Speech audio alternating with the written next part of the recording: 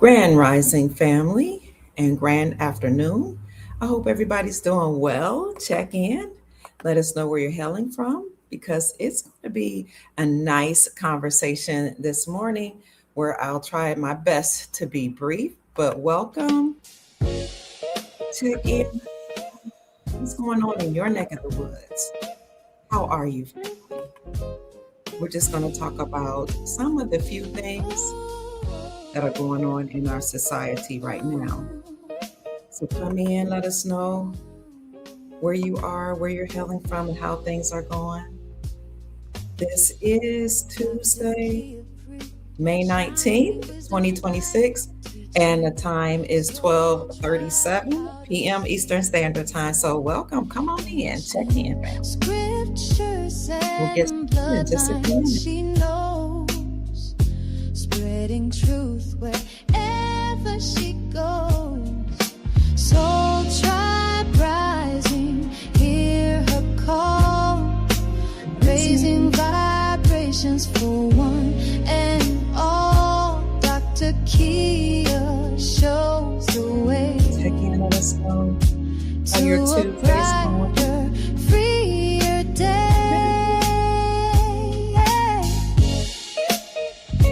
I know this is impromptu. Come on in anyway.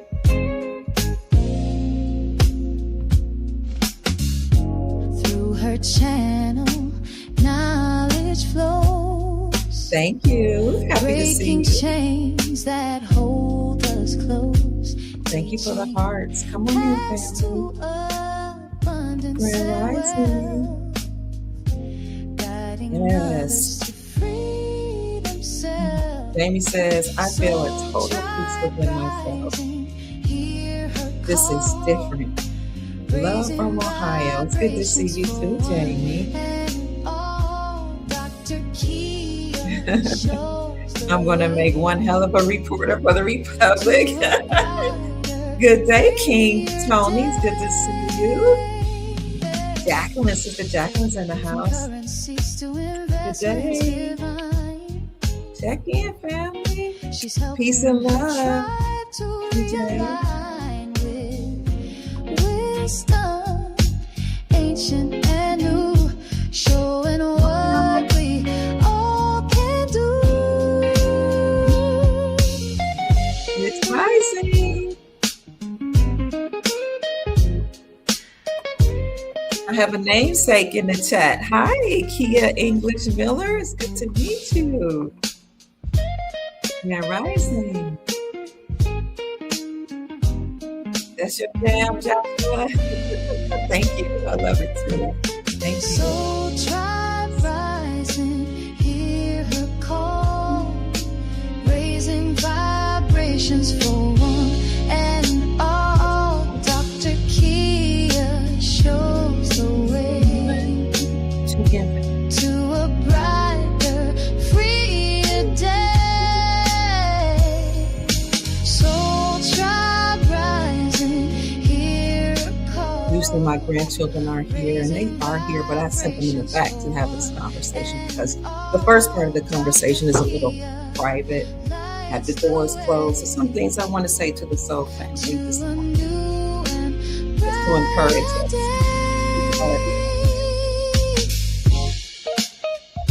Grand Rising, peace. Got your B&D on the way. Hey. All right, check in. Keep checking in, soul family. Well, thank you for being here, Grand Rising. I have a few things on my mind, Miller. Greetings to you. Hi, Hummer, Grand Rising. Ivana, blessings to you. Bib is in the house. I had a few things on my mind, but first of all, how are you all? Like really, how is everybody doing? Let us know. Hi, Elton.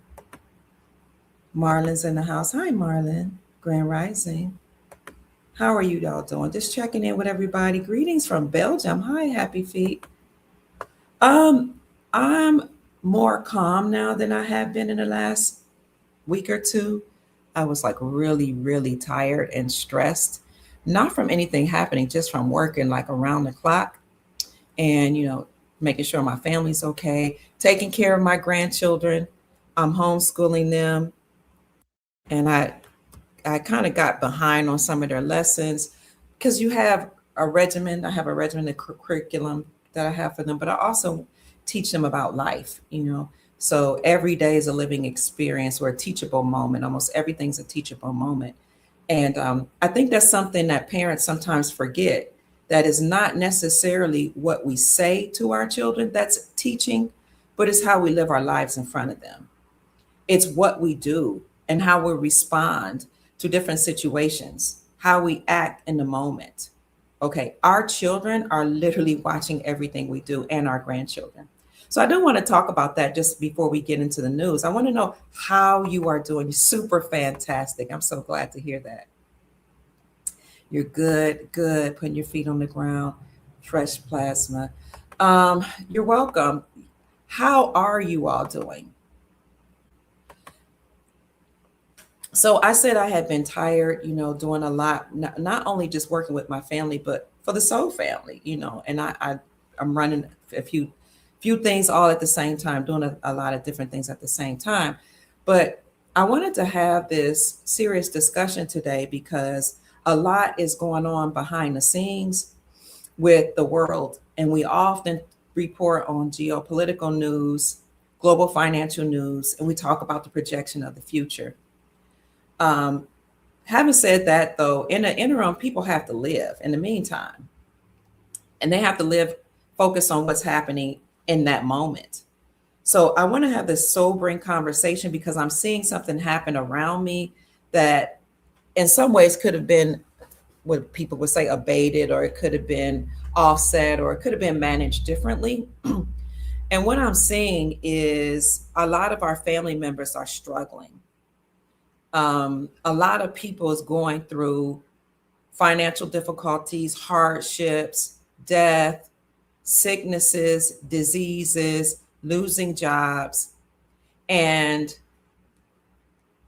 I need to have this conversation because I cannot tell you how many times I've had conversations with people around me and on podcasts and broadcasts where I said family is important.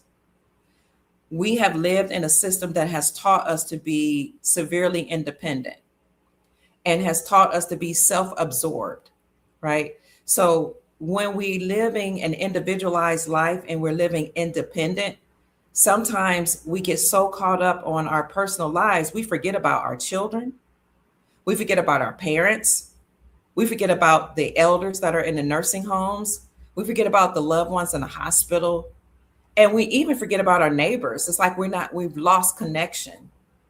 So this is a pertinent conversation because even though the deep state has conspired against us and has worked us into oblivion and taken a lot of our sweat equity and taken a lot of our money and a lot of our time, some of the struggle that we're going through or have gone through could have been, what's the word I'm looking for? Less than what it is. Some things we could have prevented, honestly. So let me be careful about what I'm going to say. So all around me, I see people passing away and people sick and people in hospitals and disease and people, elders in nursing homes and children not liking their parents and parents not liking their children. And I keep saying that as much as lie within us, we really need to reconcile those relationships. Because at the end of the day, when you're alone, if you're sick, if your family's not there, the hospitals don't care about you the same way as your family. Who's going to take care of you? When you need to go into a nursing home, who's going to take care of you? Who's going to check on you? Who's even going to consider taking you out? You know, if you don't have established relationships. When it gets down to the wire, who's going to help you pay your bills or put food on your table if everybody's your enemy?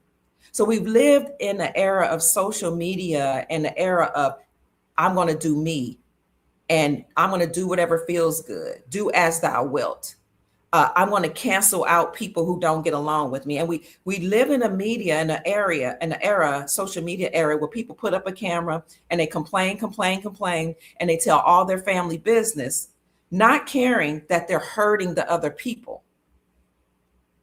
I should say, not caring that we hurt other people when we get on social media and complain. When we get on social media and we talk about our husbands, or we talk about our wives, or we talk about how we can't stand men or we can't stand women.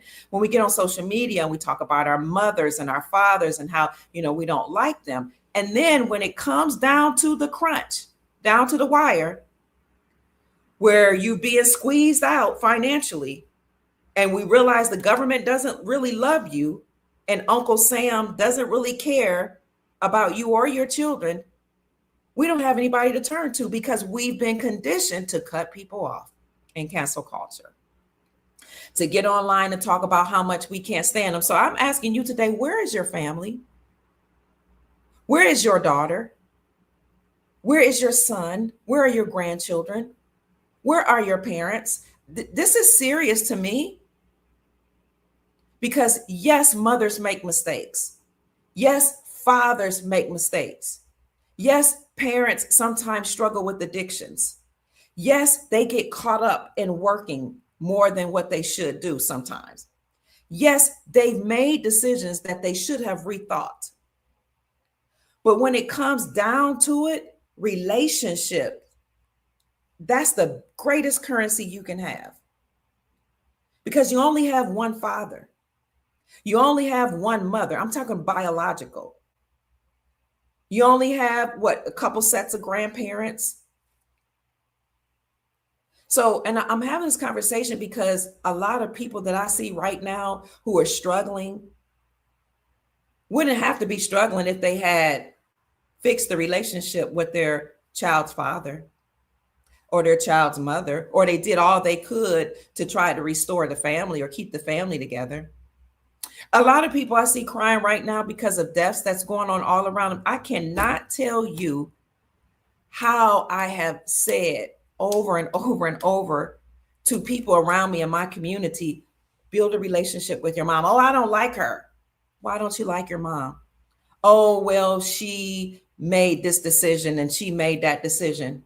Okay, but that's your only mother. And then when the mom passes, it's the most devastating thing in the world to watch those children struggle and suffer because they didn't reconnect with mom. Or go have a relationship with your dad, because your dad can help you figure out if the man that you're bringing in your life is the right man for you, because men see men. The fathers and the elders should be vetting these covenant partners and relationships. But we want to do what we want to do because it feels good. And society has told us that at 18, you're grown, so you can make your own decisions. And society has told us parents to push the children out as soon as they turn 18. And then we wonder why they're having children out of wedlock, or why they're having children back to back that they can't afford, or why they're caught up in so much debt, or why are they drug addicts, or strung out on alcohol, or strung out as sex addicts, or why is your daughter in the stripper joint calling herself a dancer when really she's a stripper, flat out. We wonder why these things happen. To some extent, they happen because we've allowed society to tell us to push our children out at 18 and figure life out by themselves. We've allowed society to tell us elders, oh, I did whatever I could, the best I could. Meanwhile, our children are out there struggling.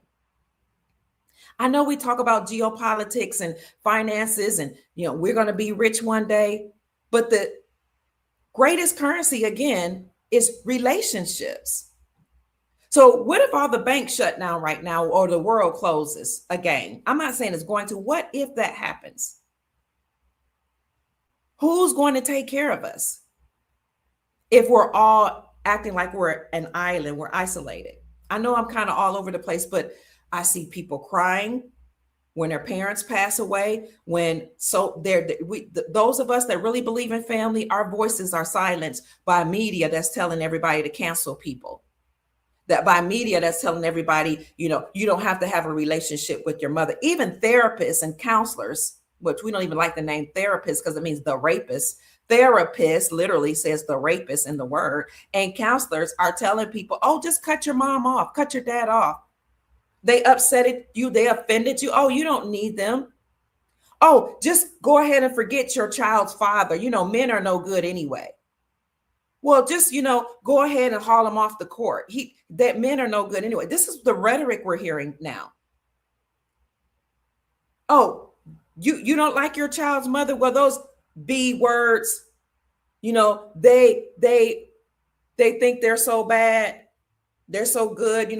They've come a long way. They're such feminists. You don't have to get along with your baby's mother or your ex-wife. But now people are struggling because we've lived in an era of cancel culture and get on social media and tell all our business, and then we hurt relationships. So my admonishment today is, family, find out where your children are. Figure out what's going on in their lives and how you can rectify the relationship, because just like you're struggling, your husband's struggling, your wife's struggling, your child's struggling, or maybe, I don't mean financially, it could be emotionally. I'm not saying everybody's struggling. I don't even want to put that in the atmosphere like everybody's, but a lot of people are stressed out right now. A lot of us are doing well, but a lot of people are struggling. And here's the thing, no man is an island. We need each other to survive. It doesn't matter to me that mainstream media says you don't need anybody, you're okay. Because when your mama or daddy close their eyes and take their last breath, you can't go back. So other people might be telling you to cancel out your parents. Dr. Kia Pruitt is telling you, as much as lies within you, try your best to have a relationship with them. As much as lies within you, try to understand where they are coming from. There's a principle that says, seek first to understand and then be understood.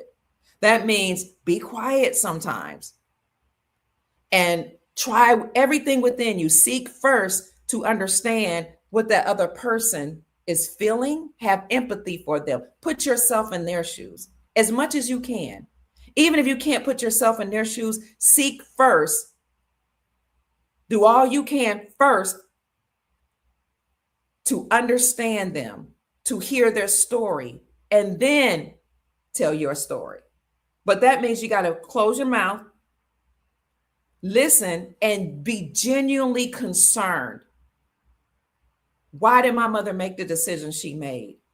Maybe she had been raped as a young age. Maybe her parents weren't together. Maybe something happened along the way.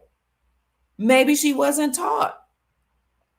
Why was my father making certain decisions? Why did he never? I talked to a gentleman and said, my father didn't come see me. I said, have you ever considered that maybe your parents got into a disagreement and your mom prevented you from seeing you? Your mom prevented your dad from seeing you? He didn't want to hear it because the only story he had heard all his life was that the mom was angry and the dad just didn't care. But when it got down to the wire, the mom was so bitter that she fed bad stories to the son and made it so difficult for the ex-husband that at some point he got tired of fighting to see his child. And so he said, I'm just going to take my hands off.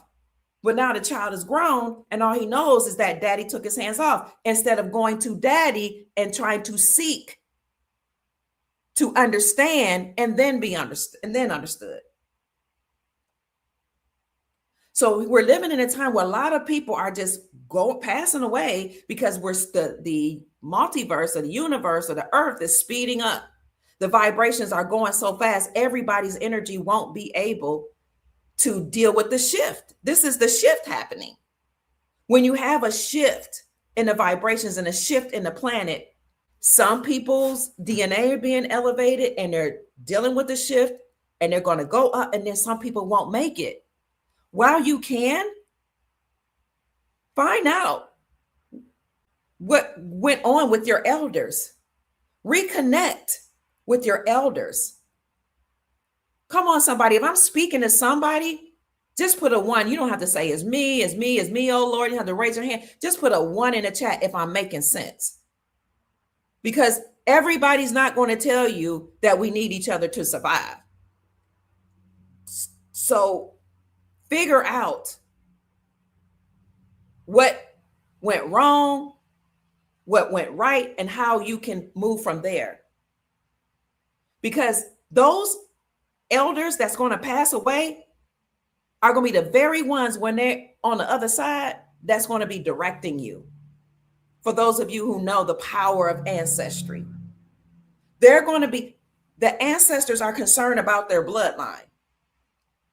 When you reach out to your ancestors and your elders, if you're an ancient person or you're indigenous, you come from certain bloodlines, you know, we know about and we believe in and we practice speaking to our ancestors when they're on the other side. Ancestors are concerned about their bloodline.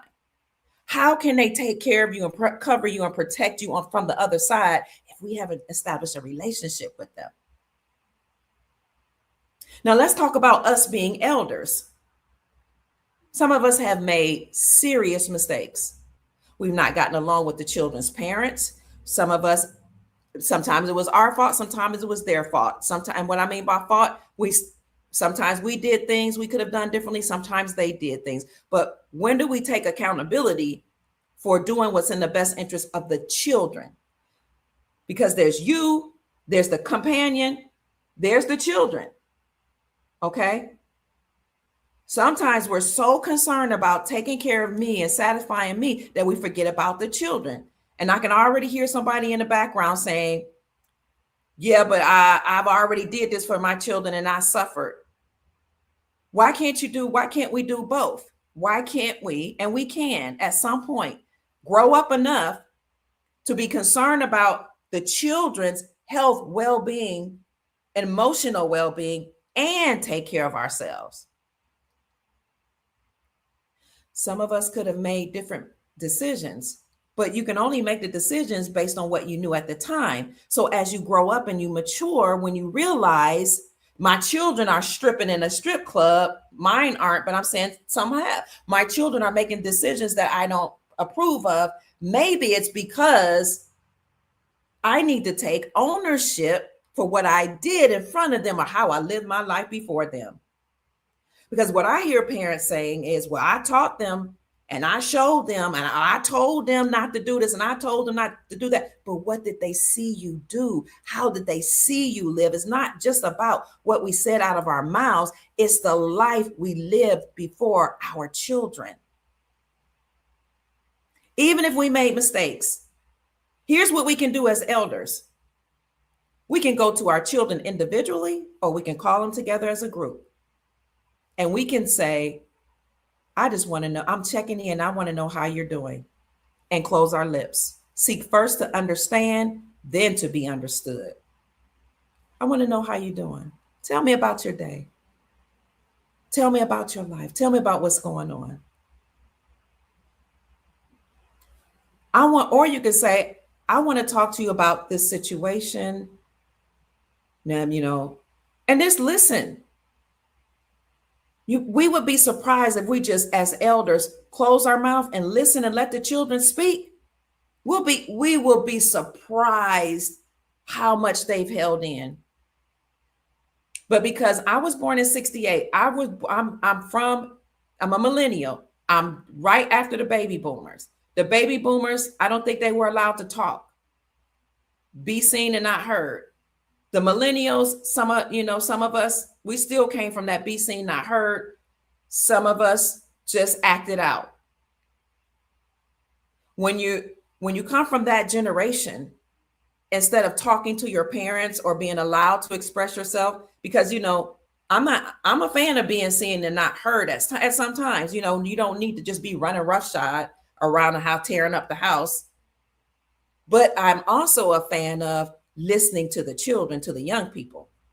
So a lot of these young people, Generation Y, the millennials, the Zetas, and I don't know who, a lot of them got a lot of pent up anger and frustration. So they're taking it out in their relationships, and they're smoking weed, doing drugs, partying, jumping from relationship to relationship, having sex with a bunch of people. That leads to having a bunch of babies. Even the ones that are doing well, maybe they're going into debt, they have a spending issue, or maybe they're in therapy, which is going to counseling, which is good. But a lot of them have pent up frustration. So why would it not be a good idea to sit your children and your grandchildren down and say, tell me what's going on in your life? How are you doing? And then button your lips and listen. They have a lot to say.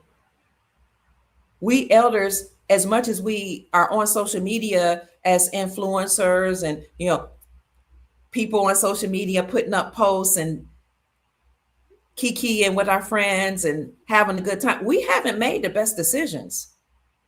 And blaming everybody else for, our decisions. I see a lot of women on social media talking about how they're mad at men and, men try to control them and tell them what they can wear and can't wear. And they can sleep with whoever they want. And they can do whatever they want. They can show all their body parts that they want. Your children are watching you, shaking their head because mama's grown and she want to do your thing. It's your thing. Do what you want to do. Our children are watching. And if we really listen to them, they're not pleased. I don't know how we can move on as a nation, whether you're talking about indigenous nation, as a tribe, as a family, as Americans, as a society. How can we move on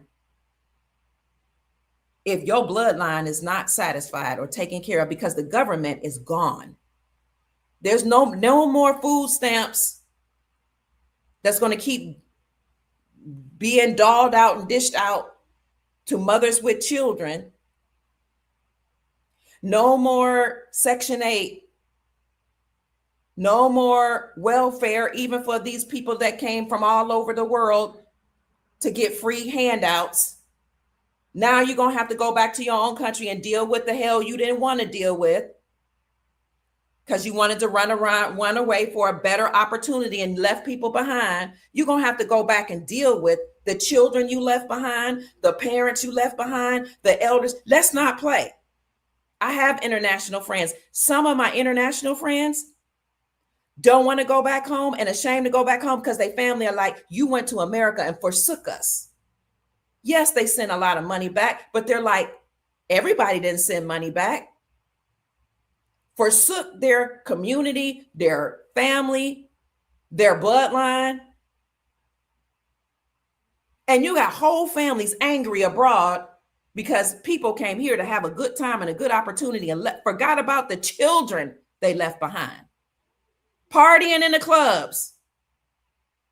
Forgot about their ancestors, their elders behind. Now that the government is shut down and nobody's buying United States Treasury bonds, I hear I'll bring in some geopolitics in here. No, countries around the world have dropped the United States Treasury bonds. They decide we're not buying them. We're not buying your debt anymore. So the government is broke and insolvent. The United States Treasury Department issued a report September 2025 saying the United States government is broke. It's insolvent, can't pay its debts. It's bankrupt. People have said, prove it, prove it, prove it. No, do your own research. We're all adults here. We're tired of hand holding people. Grow up. Do your own research. We'll help you as much as we can. United States Treasury Department issued out a report September 2025 that said the government is broke and insolvent. Now, this is the matriarch in me speaking, okay? And I'm not trying to yell at anybody. The reason why people don't believe it is because mainstream media, according to reports, missed it. It's not that they missed it, they didn't report it. When I found out about it earlier this year, I reported it. I had to find out from ex-Marine. I didn't even think to look at the United States Treasury Department. But nobody's buying treasury bonds, so the government is broke. There would be no free handouts to all those people that came over here to start businesses. So now they're going to have to go back home to fix their own country, and it's going to start with your own family. The rest of us are going to be left to deal with our children, our parents, our elders. So my encouragement and my admonishment before we go into the political news is restore and repair your relationships. Sit your family down, especially us elders, and talk to your children. How are you doing? Check in with them individually and then as a group, and admit, I made some mistakes. There are some things I could have done differently or better. And then close your lips. Let them speak. This is just my encouragement. Did you do it, Pruitt? Yes, I did.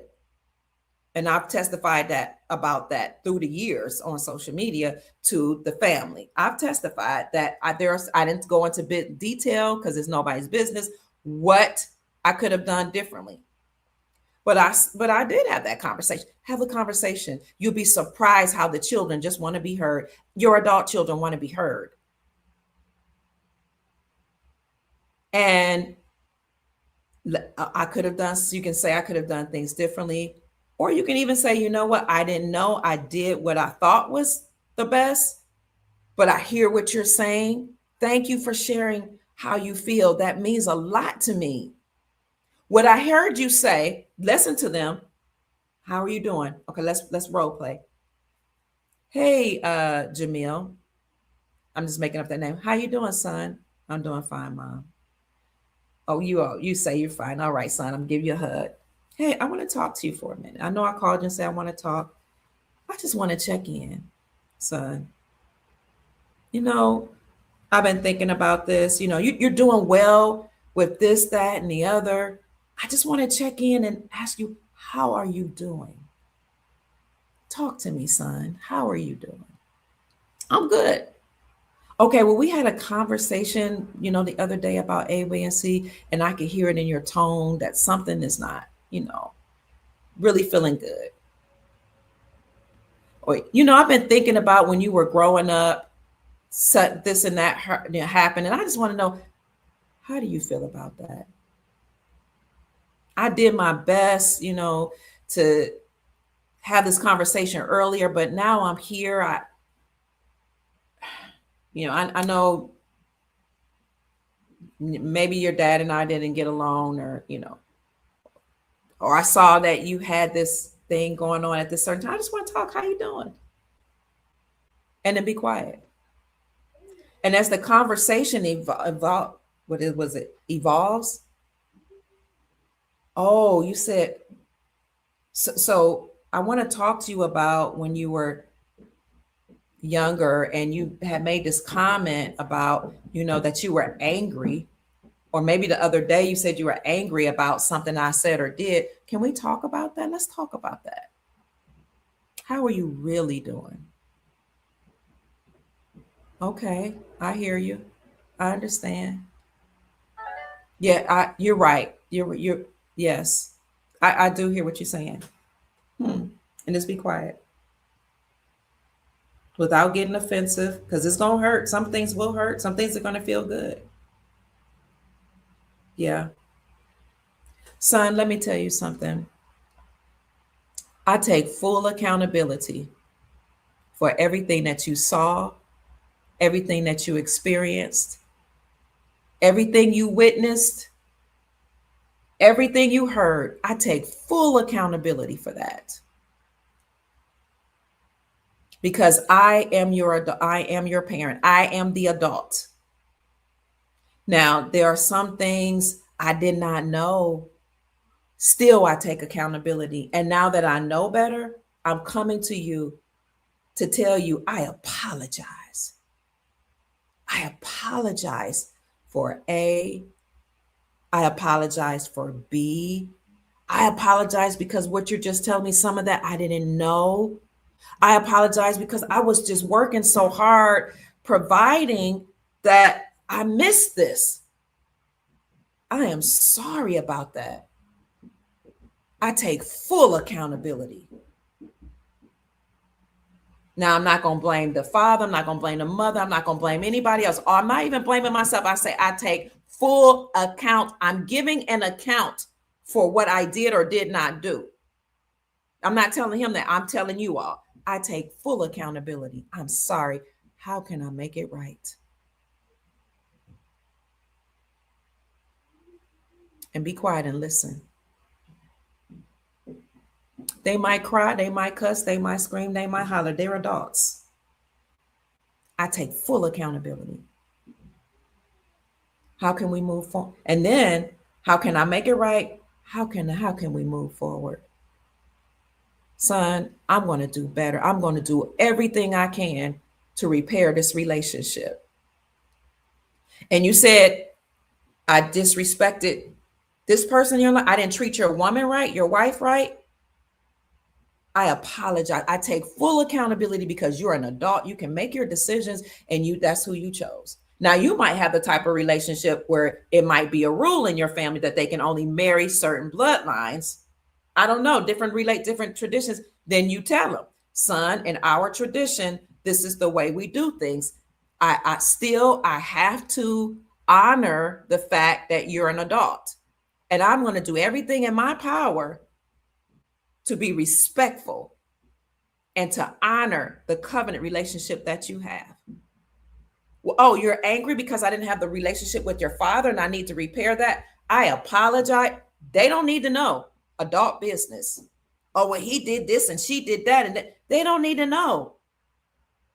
Some things everybody doesn't need to know. Because when you think about the emotional stability of that child, you should know each of your children. All the children can't handle adult business. So what's my point? My point is society has taught us that it's your thing. You can do what you want to do. I can't tell you who to sock it to. In other words, I can't tell you who to screw. You do, it's your thing. It's your body. Well, you know what? Telling everybody that it's their thing, they can do what they want to do has gotten us in a conundrum. Because now the elders are stressed out from raising the children from the adults that we told, go ahead out, do what you want to do, party, see the world. You don't have to marry. You don't have to enter a covenant relationship. Travel the world. Party as much as you want to, sleep with whoever you want to. And then somebody got to take care of that. Either you as the elder, the community, whoever CPS gives the children to, or Uncle Sam, and give them welfare benefits. But the welfare is dried up. Now you hear women all over social media crying because nobody's giving them food stamps and they're getting cut off. Welfare and it's getting cut off. And I get it. That's what it was there for, temporarily, until people got on their feet under this system. But it's not the government's job to take care of your bloodline or my bloodline, your tribe. That's your job. That's my job. So now we're living in a situation, a society where the adult children are making a whole bunch of babies they can't take care of or can't provide for. The daughters, some of your daughters are sleeping around because you didn't one told them to go and party and have a good time. And now they're not marriageable to the responsible men because men really are concerned about body count. They don't want to know that if men don't want to take your daughter out in front of the family or to the workplace or different places and then know that this man and that man and that man had her. You can say it's not fair, it's not right, all you want, but you don't get to say to the person who's buying or to the person who's proposing to marry your daughter what he can and cannot accept. But because some of us have told our daughter, it's your thing, do what you want to do, party, have fun. They came home with a bunch of children and now the men, responsible men, don't want to raise somebody else's children. Now we're in a situation where you say you don't believe in polygamy, but you got a leftover daughter with children that nobody want to marry. But you got a responsible man over here who believes in polygamy that might be the only one that'll take your daughter for marriage and her children. I'm just telling you where we are now in society. You can like it, you can don't like it. We told and I had this conversation with mom. I said, Mom, isn't this something that we've given women so much freedom that now they're uncontrollable? Now they're having so many babies out of wedlock, don't know who the baby's fathers are, blaming children on this father, that father. Now they're angry and on social media crying because their welfare got cut off. Now we just had Mother's Day. You got women all over social media crying, single mothers. And it's sad, crying, oh, My baby daddy didn't say Happy Mother's Day to me. It was a phase. Baby, you're not his mother. Now, they commercialize these days so that people can spend money, buy flowers, buy candy, but y'all bought into it. We bought into it.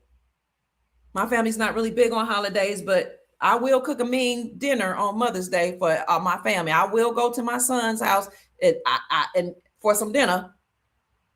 But baby, you had a baby for him, but you're not his mother. And this is what men are saying. I was even taken aback. I was like, oh, I didn't know men felt like that.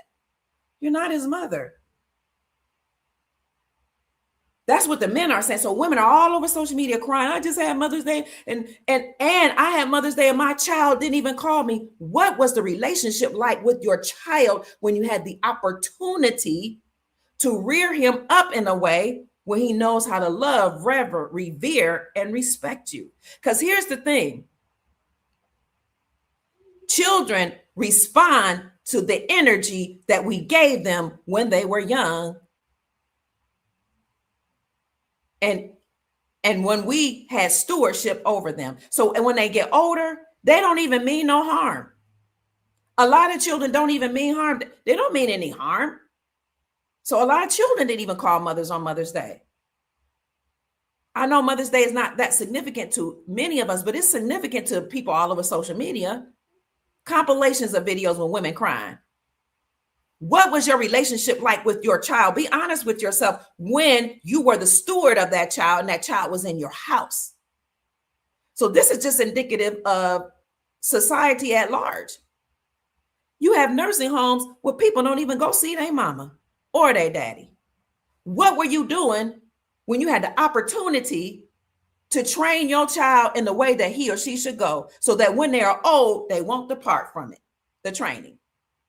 See what I'm saying? Elders left in the nursing home. The elders have to take accountability for some of that. Society takes accountability for some of that because we shouldn't just push them out there. Some of us are just working and we're tired. I get it. And it's just too much. But let's talk about the responsibility that we do have. As elders, how were we living our lives when we were younger? Were we responsible parents? Were we kind and loving? When we made mistakes, did we correct those mistakes? Or were we being independent and self-absorbed and caring about ourselves only? Or did we give the excuse that I'm the parent? You don't matter. Don't question my parenting, even when you get an adult, become an adult. So a lot of elders have to take accountability for how we've been treated now. Because in the moment when we're emotional, we talk against the father. When we're emotional, we talk against the mother. When we're emotional, and I get it, I'm human. I made mistakes. But how are the children affected? And those are things they don't forget. When you're stressed out, what did you say? You got so many parents cussing out their children. Some of my sons have said, Mom, I have tried dating in this world, but the women are egregious. They cuss out their kids, some of them. They yell at them. They're frustrated. Or they have children by multiple men. And okay, one or two, maybe. I don't even want to do that. Some of these men are saying, including men in my family. But 3, 4, 5, I can't do it because now I got to deal with the energy of these other men. When I tell you, we need to get a reign and control over our bloodline and our children, I'm very serious about that. So us elders, some of us are left in the nursing homes because of the way we treated them and the things that we did in front of them. They don't even mean any harm. It's kind of hard to care about a man that wasn't around that called himself my father. I'm talking about, this is how children, young adults feel. It's kind of hard to be there for a woman who was so concerned about herself that she didn't check in with me emotionally. It's so hard to be concerned about a mother who's in a nursing home who was cussing me out. Do you see where I'm going? So we need to really, really do some repairing of the family. And then when we check out of here, the child is left distraught and destroyed because now they're feeling guilty and they're feeling sorry for what they didn't do to take care of us when we were sick or we were in a nursing home. But it could have been dealt with a long time ago before we checked out of here. Now we're dealing with the children. We've been told to push them out at 18 because they're grown. The mind, the brain doesn't even fully develop. The part that deals with making decisions doesn't even develop. Come on, psychologists, talk to me. Until what age? Talk to me, psychologists. What age are you when your brain finally starts to develop to the point where it can make good, rational decisions? I'm trying to look at your comments. Somebody says maybe change the delivery. I can't see what you're saying, darling. Maybe change the delivery. My comments aren't coming through. Maybe change the delivery about women and their kids. We don't know that their circumstances. Everybody has their own journey. I don't know if you're talking to me directly, but here's the thing about women. Women want to be pacified, placated, and talked to like they're children. Grow up. Grow up. Take accountability for how you lived your life and what you did as a woman. Grow up. See, a lot of women grew up without their fathers in the home, so they take everything, instruction, directions, as an insult. They don't know about discipline. They don't really understand consequences. They want everybody to hold their hand and to say that they're, what they say? Boys, they said puppy dog tails and something when it comes to boys, but honey and spice and everything nice. No. We're not all honey and spice and everything nice. We start off innocent and we've been given so much space and so much freedom. Freedom ain't free. So much freedom that we've gotten ourselves in a conundrum. And now we tell people, don't shame me. Don't fat shame me. Don't shame me about all the people I had sex with. Don't shame me about all my mistakes I made. Shame keeps some people in check. And what I mean by shame is to correct people and say, what you did was wrong, baby. We're so concerned about delivery that we don't want to get in order. The women are so out of order and so out of control that the children are in the streets killing each other, having sex in the bathroom. I'm a teacher in the bathrooms, bringing in babies. I'm so shocked by how many women say, oh, I had my first baby at 13, 14, 15. Where the heck was your mama and your daddy? But you know what happens when a woman turned 40, 45, after she done ran through the streets and partied and went on girls' trips and chased the bag and did whatever she wanted to do? Now she wants a good man to provide for her and pay all the bills, listening to everybody online tell them that if a man wants you to go half and half, he ain't no good. After you done racked up all your debt, you got college loans, student loans, debt, babies, a string of men you've been through, emotional trauma, but somebody got to pay half your bills. No, you need correction. I'm not going to change my delivery. Grow up. You're an adult. Somebody has to tell you. See, when your daddy, Big Daddy, when Zaddy, the government cut off them food stamps and that welfare check or cut your government job, are you going to tell him to watch his delivery? Because he ain't going to care. So the elders have to tell you, y'all are out of control. We elders are out of control. We have not done our jobs to sit you ladies down and tell you to close your legs, shut your mouth, and listen to instruction. We failed the women because we were too busy out here partying. You cannot like it all you want, but only a hit person hollers. I'm not changing my delivery. Grow up. You're an adult. We failed you. We failed you. It's a failure to society.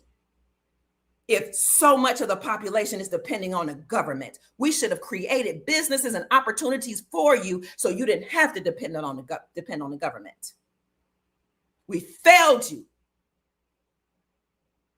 I'm not going to blame society. I'm not going to blame racism, the government, immigration. I'm not doing any of that. I take full accountability and responsibility for what has happened in my family's life. And that's why they're thriving. They have their struggles, they have their issues, but I take full responsibility and accountability for my life.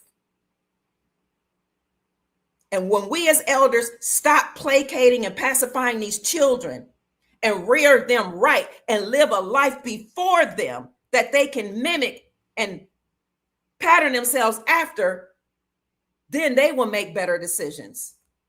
We've pacified women too much. We played patty cake, baker man. Oh, I don't want to hurt her feelings. Baby, you overweight. You don't have big mama energy. You're bigger than a linebacker. I'm not talking about one person specifically. I'm talking about women that don't want to be taught. No man wants to deal with an obese woman that he got to lift 400 pounds to deal in order to pick you up. You're overweight. Your mama should have told you that. The elder women should have told you that. Watch what you put in your mouth. Don't pick up everything and put it in your mouth. But you have some of them that's overeating because they stressed out because of the stuff their parents put them through. The elders need to step up and correct the foolishness we see going on.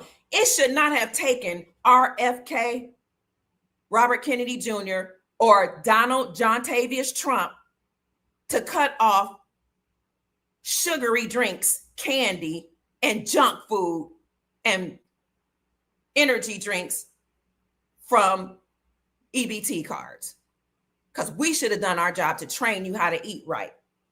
Now you're 35 and you weigh more than some of your elders because your elders were taught to eat right. And after they had their babies, to go walking, do yoga, do aerobics, exercise, and to get that weight off of them. And we were taught to nurse our babies so that our womb could shrink. We were taught to keep our bodies tight. We were taught to eat well. We were taught to stay young and vibrant. And because most women desire to live long and they desire companionship. A man biologically wants a woman with curves, with a small waist. They don't teach y'all that. They teach y'all, don't fat shame me. You can look however you want to look. But then you wonder why nobody's choosing you for marriage. They choose you for what? This is what the men are saying. She's for recreational uses only. Since the women out here saying I can have sex whenever I want it, whenever I can, whenever I want to, the men are saying, cool. But in terms of putting a ring on your finger, providing you for you, protecting you, paying 100% of your bills, my body's not really attracted to you like that, is what the men are saying, because biologically, they desire women who can procreate, whose body's curved a certain way. Y'all try to shame these men and tell them, oh, you want a teenager. You just want a little girl. Now that you reach 40 and you're looking for a man and you're competing with the young girls, you try to shame the men who would choose a 25-year-old before he choose a 45-year-old who got 4 kids and a whole lot of debt. No, biologically, he wants a young woman who can procreate. And even if he choose you, you ought to be grateful and not try to shame him and say thank you. But who is he going to choose if he chooses an elder woman? 9 times out of 10, one that managed her energy, knows how to talk to men, love men, respect men, and keeps her body a certain way. You can't tell women anything. The first thing they want to say, talk to me nice. You talk to them nice, they still don't want to listen. They run out. Look at the condition of society. Society can raise no higher than its women. See, I love and I respect the idea of bringing back the matriarchy. I'm concerned because the elders are here shaking their booties in the club, having fun, which if you want to have fun, cool, but where are your grandkids? Why is your daughter strung out? Why your son can't keep his penis in his pants? Why your child's father or your ex-husband and you can't get along? Why are you on social media showing all your behind? And you got all these young girls following you Talking about, yeah, girl, you right. It's about the bag. It's about the bag. And yeah, you can show your figure. Are you one? All these men that's in your inbox, they thirsty. No, you showing your booty all online for everybody to see. You know what you're doing. I'm going to correct the women because there ain't nobody else going to do it. The government has to literally cut these women off food stamps, welfare, Section 8, and cut their jobs because they thought they were better than men for them to shut down and be humble. Now the women are in a place where they're going to have to get along with somebody. Because see, the feminist movement didn't care about you either. Becky didn't really care about you when she invited you to the party to come to the feminist movement. You serious? Mylene didn't really care about you. She was looking at your man. But the thing about Mylene and Jaquisha want to talk about her man and shame her man and disrespect her man. Mylene is taking cooking classes to learn how to get your black man. But you want to be pacified. The government literally had to cut the women off of benefits to drive home a point that we elders should have taught them a long time ago. And now we got 40, 50, 60-year-old women, never been married, never been had a real covenant relationship. You don't have to believe in a marriage and marriage license by children who don't know who their fathers are. Or we don't have relationships with the father. We need to grow up. Literally, like, I'm not going to do it. We need to grow up and take accountability for the decisions that we made. Because see, the social media podcasters that are out here telling you to chase a bag, they struggling. They're just not telling you. See, they are benefiting off of you listening to their rhetoric about chasing a bag, and they're making all this money from the products they sell, being on social media, the ads that come through Facebook and YouTube. Thank you so much, Dr. Pruitt, Smokehouse today. They're making money while they say, oh, if he won't pay 100%, leave him. Go get that man with money. Doesn't matter if he's married and got a family. It's just about money, baby. It's just about money, baby. These men aren't stupid like women think they are. They're making money off of you, telling you to only chase the bag. So we got to grow up. I had a conversation with Mom. I said, Mom, it's really sad that in our family, the older women taught the younger women that men ain't no good, men ain't ish. I'm talking, I not all the women, but some of them.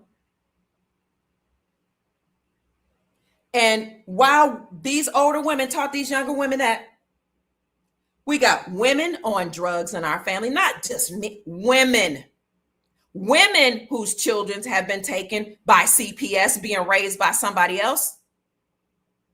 Women who are dependent on the welfare system.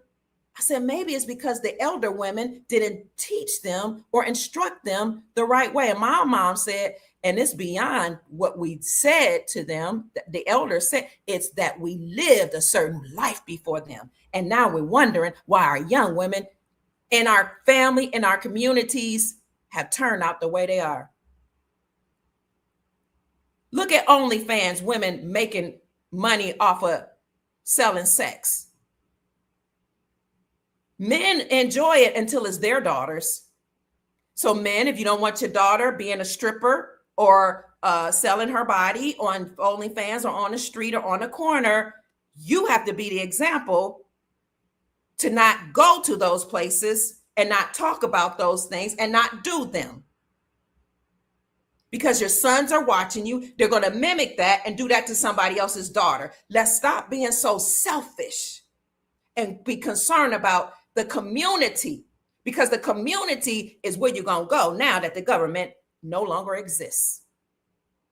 I said, Mom, isn't it something that we have generations of women saying men ain't ish. F men, men this, men that, men are no good. Men don't do nothing but beat their wife. Men are abusive. Because a man can't correct you if he said, I don't want my wife showing all her body parts. I want my girlfriend doing this. Oh, you trying to control me. I don't want you to be tatted all up. So, and some men have even gone back down and said, okay, maybe one or two, but not your whole body. You look like you're a warrior out here in these streets. Oh, you can't tell me what to do. But then you want a certain man. Well, baby, a certain man is not going to bring you in front of his mama with your whole body tatted up. Somebody got to tell you. I said, isn't this something? We had whole generations of women out here just running roughshod. And the men are the ones, I don't know about you, in my family, they're raising their children. The men, the ones that society was saying no good. They're raising their children. They're fighting for their children. They're taking care of them. If they don't have them, they're paying child support. I think people have watched too much TV that they think that men are no good. They done watch massa movies and slavery movies and Color Purple too much. You need to turn off the television, turn off the music.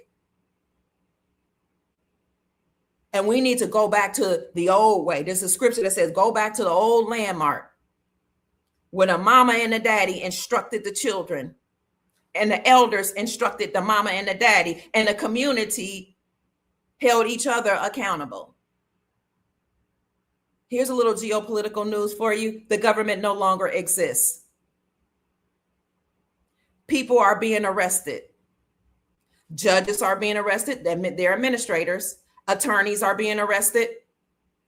Police officers are being arrested. Look at my video called FBI raids. Trump will be the last president. Look at my video with Chief Rod Hayes where he talks about that.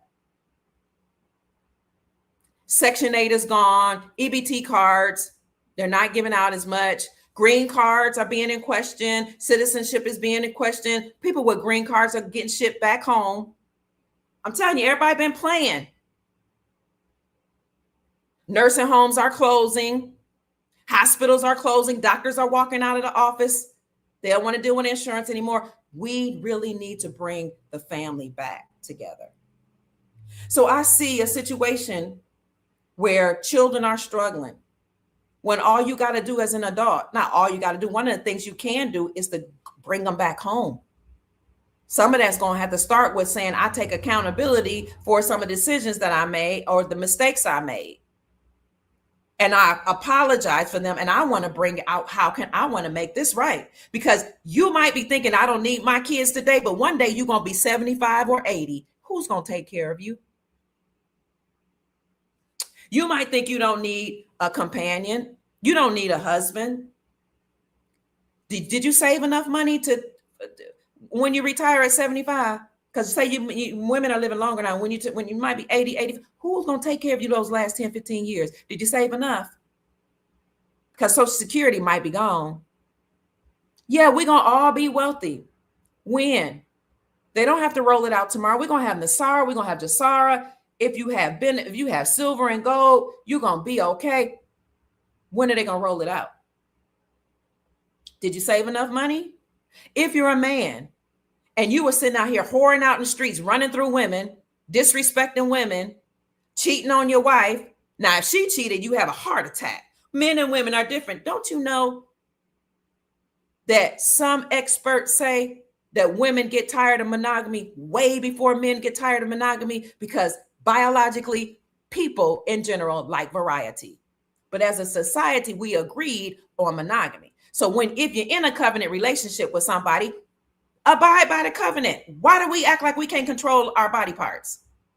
If you make an agreement, stick to the agreement. Or if you can't do it anymore, come to the table like adults. Here's the thing.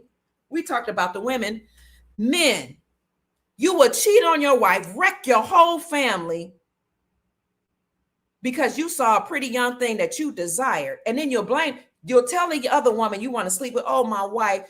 Ladies, stop listening to these men tell you, my wife is so bad. My wife doesn't give me sex. It's the same story over and over. Oh, we're together, but we sleep in 2 separate rooms. I can't leave her. I have children. Why can't you? I'm not telling anybody to leave their wives. What I'm saying is if your penis is that important to you, or if the covenant agreement cannot be kept and she's still keeping her in, be a man. Sit your wife down and have a conversation. But to drag another lady or ladies into that situation because you just want to pacify your penis is wrong. And somebody got to tell you. Now, your male friends ain't going to tell you. Your pastor friends ain't going to tell you. Dr. Mama Kia Prue is going to tell you, you are wrong. When you can have a conversation with your wife and say, hey, I'm not satisfied here. I know it's not that easy. I'm not a man. Maybe I'm simplifying it. But why would you wreck your whole family because you saw this woman over here? And some men really are living in sexless marriages. That's a shame. Do something about it. Go to counseling. Talk to your wife. Unfortunately, some wives don't care. Then y'all need to go and really figure out how you're going to work this out. But to bring a whole nother woman in and tell her lies or truths, knowing good and well that she probably lonely. And then when it comes down to the wire, you're not going to leave your wife. Ladies, he's not going to leave his wife.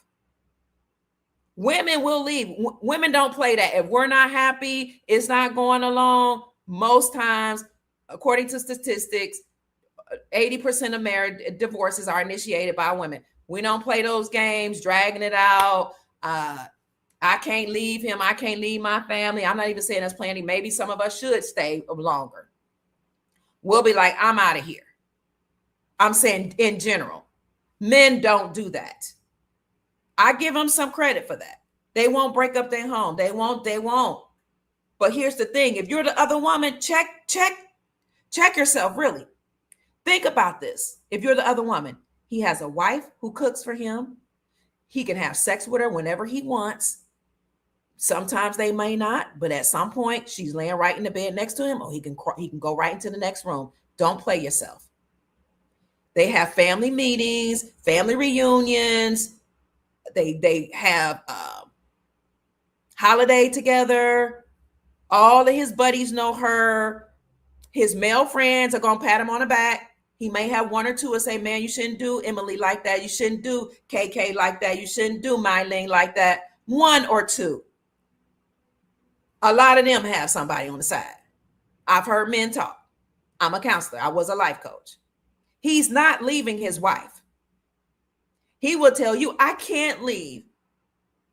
The real thing is he got a whole wife at home that he's entered in a covenant with. He's not going to wreck that over fun with you. He can replace you. He got 3 or 4 yous.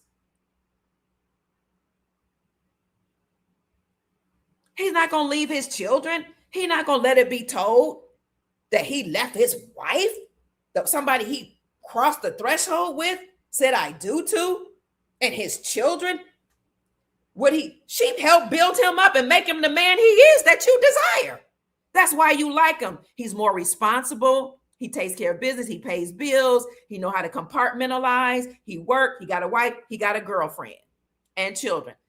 He smells good. He looks good. He eats well because of the wife, because of what they built together. He's not leaving her.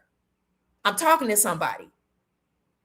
Honor yourself. Respect yourself enough to not be with a married man. It's hard out here. A lot of men aren't responsible. There are some that are. The ones that are of a certain status and age, oftentimes they're already married. We don't practice polygamy over here in America. It's against the law. You maybe join a society that does believe in polygyny, because I can see the benefit of it. Here's the thing. A married man will tell you, my wife knows. She knows I'm unsatisfied. My wife understands. I can't leave her right now. You know, she's dependent upon me and I can't leave my children, but just give me a year. Well, then why don't we have my wife and your wife knows and she understands you have needs. And let's talk to the wife. My wife knew I was polygynous. Well, let's have a conversation with the wife, because if everybody agrees to it, then what's the problem? But see, that's when you find out the truth. Let's be honest. If you're in a covenant relationship, whether you are naturally or not naturally monogamous, you agreed to it. Be honorable and do it. And if you can't do it, have a conversation with your spouse. And then some contracts, at some point, you might say, you know, I entered the contract as long as I could. This is beyond me. But then you have to think about your children. But some of us are so selfish. We will wreck our whole family because this man looked good or that woman looked good in the moment. How do you explain that to your children? It ain't their business, but they're going to want to know. The community is going to suffer. Here's the thing. We've been taught to be individualized. We've been taught to be concerned about ourselves. We've been taught to cut off people. But at the end of the day, we need each other. When the family severed because we, in the moment, we wanted to experience somebody else, we're going to miss that family. When the family severed, I have an uncle who had a string of children by this woman, that woman, this woman, went all over the place. Now he's sick and in a nursing home. Didn't have time for any of those kids. One was strung out on drugs. She passed away. This one had kids taken care away. Some of them are doing extremely well. But you know what? If you didn't build a relationship with those children, now that you're sick, they're not coming to see you. It's not in them. You weren't there. They don't even hardly know you. Think about that. You're going to grow up at some point and get older. And you're going to need somebody or somebodies.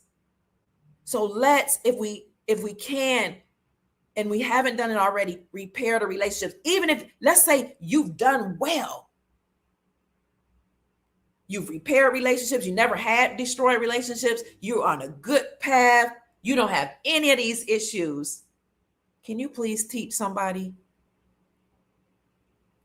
how to achieve what you've achieved? Please. In your own way. Can you teach somebody how to love and raise children? Can you start a school so we don't have to send our children to the enemy? But here's the thing, the government, the public schools, they're about to phase out. The Department of Education has been dismantled. You know that, right? President Trump froze the money that was at the Department of Education and gave it to the states. So now state schools are operating, and you can get money to train and raise your own children, teach your own children, have homeschooling and private school. Can somebody please? Because some people got it right. I'm on my platform now speaking and, admonishing. Some people got it right. Some of you have done extremely well in marriage and covenant relationships. You have good, excellent communication skills. Even if you're not with in a partnership or covenant relationship with your previous companion, y'all all get along. The children are healthy.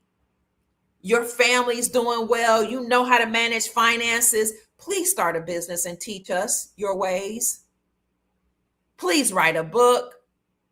Please write children's books. Please create good, high vibrational music. We need you.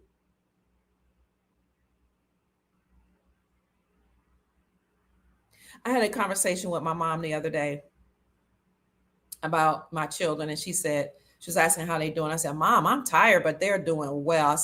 She said, you've done a lot of hard work. I said, I know. My mom said, imagine if you had just kicked all your children out before they were ready. Because some of them, it took a lot longer to become emotionally ready for the world. The world can be tough out here. Even the older ones, some of them, it took them longer to be emotionally, psychologically, financially, and physically ready. Some of them just weren't ready. My mom asked me, aren't you glad you didn't give into societal pressure? I said, Mom, I felt pressure from my family. When you gonna let them kids go? From my husband passed. When you gonna get a man? Men trying to court me. Yeah, I like you. You're a good, strong woman. You took care of your husband, blah, blah, blah. But you still really connected to your family. Yes, my bloodline. I can agree that at some point, I need to step back.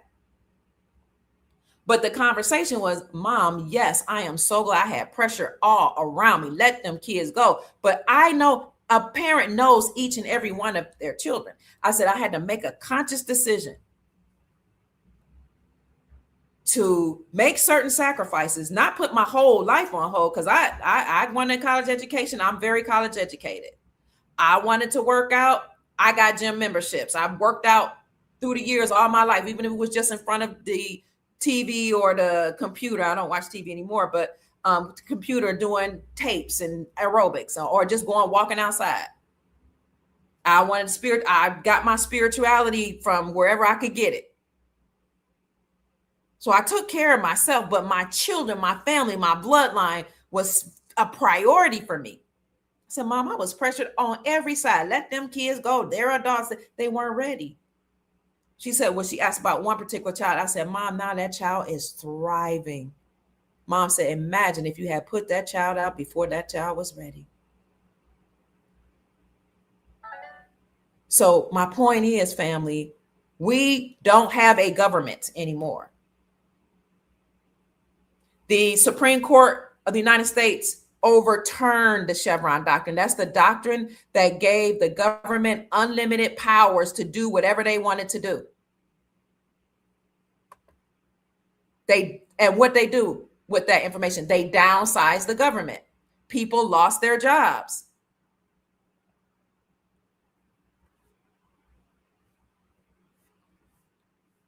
So yeah, we're gonna all be wealthy, but who's gonna manage the wealth?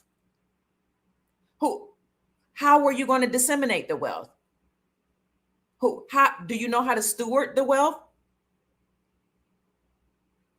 Do you know how to protect the wealth?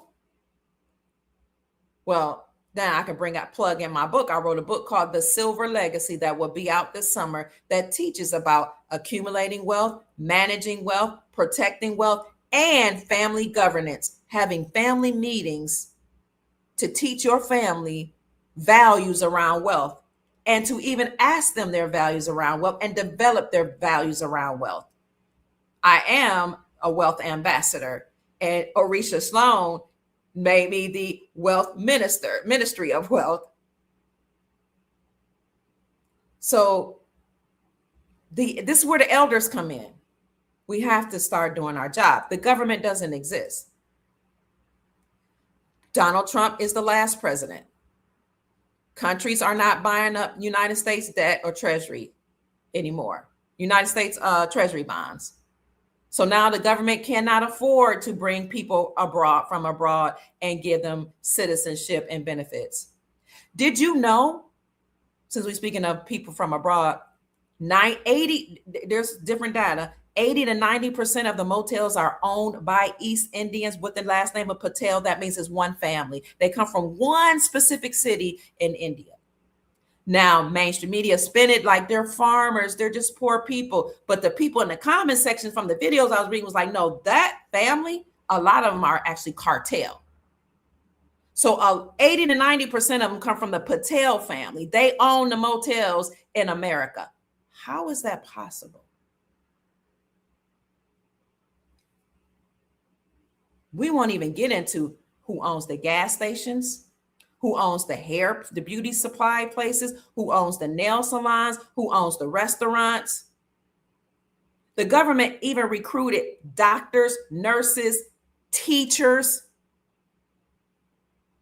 and gave all them money and access to our trusts so they can enrich themselves and their bloodline, many of whom are cartel members or from the highest of class in their country.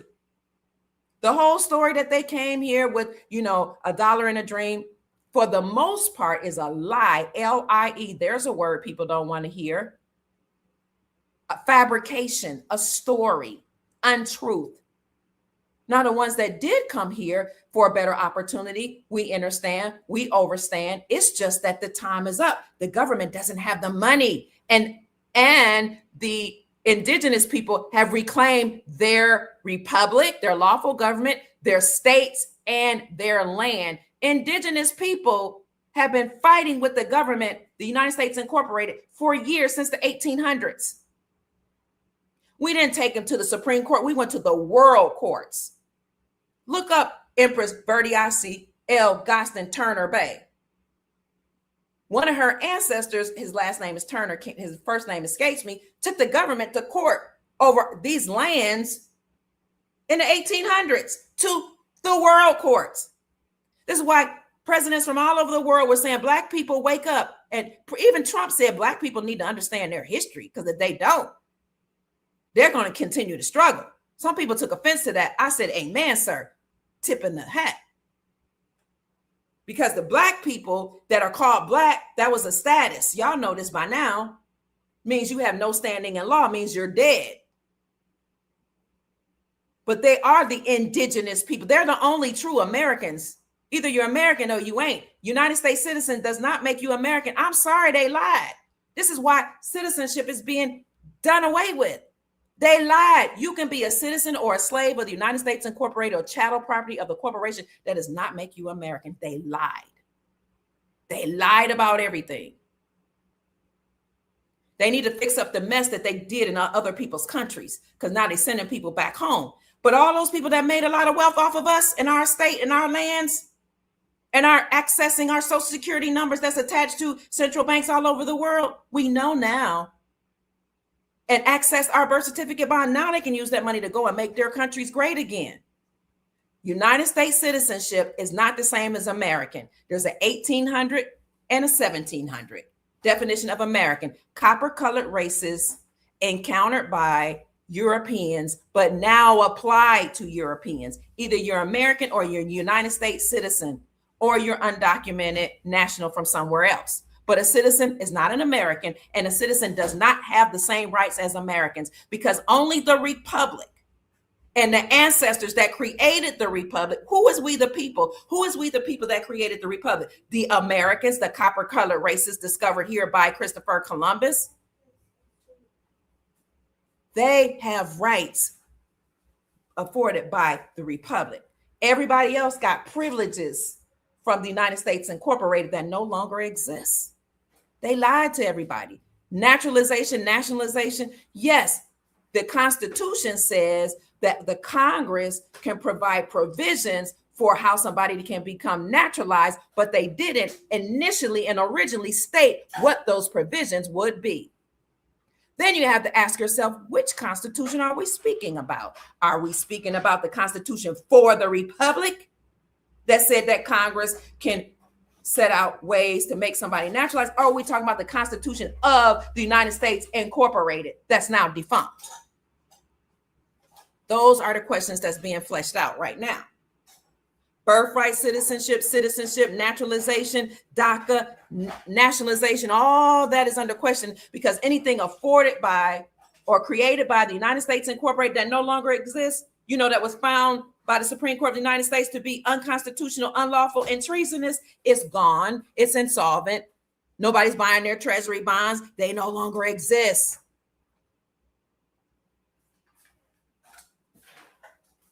So people that are like, I'm a legal American, that's no such thing.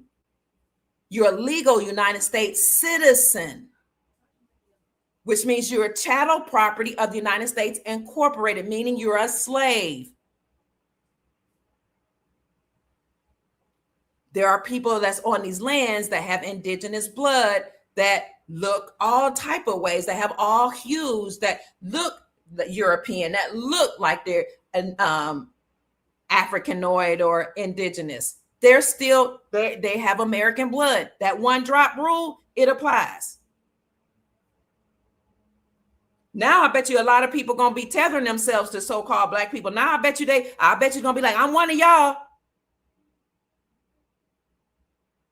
But people that came here to have a good opportunity, I pray, I hope that they made enough to take care of their bloodline back home when they return. Because it's a new day. Empress Verdiasi Gosselin L. Turner Bay won her claim. She said the Louisiana Purchase, which was a great part of this landmass. And then there was another person that said that they took the United States Incorporated to court, said that it was over 1 million acres of land here that belonged to the indigenous people that has to be returned. Yes, they won their claim. When you return the land back to the indigenous people, everybody else that's been staking their claim to the land has to return home. That's why the Siberians, misnomered as Native Americans, the squatters on the land who say they're Indians, some of which did mix with our bloodline, some of them didn't. They crossed the Bering Strait. President Trump said, I'm sorry that you were granted birthright citizenship and you were called the Native American indigenous people erroneously, but you're not Indian. You got to go back home. They're being deported, some of them. It's not because somebody's trying to be racist or mean or disrespectful. It's that we had an unlawful enemy on our territory that allow other people to come here after they wrecked their homes and their nations, to come here to take the benefits of the indigenous people who are classified as and treated as, because they were prisoners of war, which is why, as Sheikh Jacob Bey told us, you see all those prisoner of war flags hanging at federal buildings and courthouses. And what does it say right underneath that black and white prisoners of war flag? I'm not going to bring it up. I'm going to let people do their research. It says, you prisoners of war, MIA, you are not forgotten. We're not going to forget the prisoners of war from abroad that lost their lives in war. And we're not going to forget the ones over here. Why is it that when I talk about the black folk, the indigenous, aboriginal, real American, as being prisoners of war and MIA, some people take offense. Oh, no, they're not talking about you guys. They're talking about the ones abroad, because people have gotten so comfortable with disrespecting indigenous, aboriginal Americans here, even though they got all the benefits, all the treatment they wanted, all the money, all the wealth, access to the government benefits, riding in their Bentleys and in their Porsches and still getting welfare checks. They've been so comfortable mistreating us that some of them just act like they can't help it. They don't even want me to tell indigenous people, you are the indigenous, wake up. Black is a classification, meaning you have no legal standing, meaning you're dead. You're not dead. Wake up. You are the American. This is why people all over the world. Trump said it. Black folk need to know their history. Russia said it. Putin said it. He opened up vaults and said the people in the Bible, the Jews had woolly hair, nappy hair, Africanoid or thick indigenous features. They were black. You're black. Make the connection. The Bible was talking about you.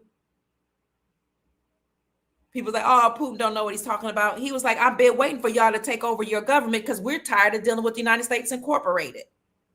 And the people behind them that's pulling the strings, some of which are more, some of which are not. Stand up, wake up. Now Dr. Pruitt is saying, wake up and get your families in order. And you have people online saying, you're too harsh. Watch your delivery. Be nicer. Why are you yelling? Because people been patting you on the back and holding you by the hand too long and pacifying you and giving you lollipops while the kids suffer. The children. Many of them can't read. So they're like, forget it. Many of them involved in gangs, shooting up, having sex. Many of them aren't, but listen to the public school teachers online, see what they got to say about it and how many of them are quitting. Then you had, what's his name? The Colombian president in November 2025 say in front of the whole world at the United Nations in the middle of a speech, Black people are the only true indigenous people of the Americas. And people are like, what did he just say? But you've been having people, Kim Jong-un wouldn't deal with the United States Incorporated either because he was waiting for the real government to stand up. What's your point, Pruitt? My point is, how are you going to run a government if you can't even run your house? If you can't even run your own life? If you've been doing a good job of parenting, grandparenting, running your life, running your business, great. You'll be the mentors. You'll be the business owners. Because here's the thing, if you can't steward your own life and your own child and your own home, you won't steward the money well or the wealth well. It will run right out of your hand. So we got to do better as a nation. I'm talking about all nations all over the world, because some of y'all have left your family. I know people who left their children back in their homeland while their children are hungry because they want an opportunity in America so bad that when America sent out the call and gave them the opportunity to come over here on a humanitarian visa for 2 years, while they were here, they partied it up, played it up, maybe sent a package here or there. But the children are like, when you coming home? Why am I still here? And then when the years are up, the visa is up, they so hell-bent on being in America, living on somebody else's land, somebody else's territory, accessing the American dream that was for Americans, that they will go against the law.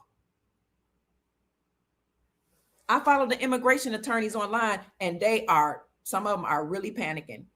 They're saying, oh, you can't lie anymore on your asylum papers. No, don't put, and you have people in the comment section, well, if they ask me if I ever overstayed my visa, can I say no if I really did overstay my visa? And an immigration attorney, the days of doing that are over. They'll flag you. They know we can't do that anymore. But you can join my lawsuit and we can sue the United States government, but it's going to be tough under Trump. People have literally and I get it. Some of them like, I overstayed because I didn't want to go back home. It was too hard. And I get it. I can't act like I don't get it. There are some things I don't get, though. I don't get how you can leave your whole family behind. I just don't. Because some people actually won a lottery, sold all their home, all their land, or got government loans to either play the lottery to get to America, sold everything to pay the cartel to get to America. And now some of the people being deported, like, if I had just kept that money here, if I had just kept my land here, because other than food and shelter, what do you need? But see, the television told everybody, because when I go abroad, they want to know, do you know Jay-Z and Beyonce? What? No. Well, you're rich, so they'll exploit you as an American when you go abroad. Some people will. Now that the government is shut down, guess what? You got to deal with your children.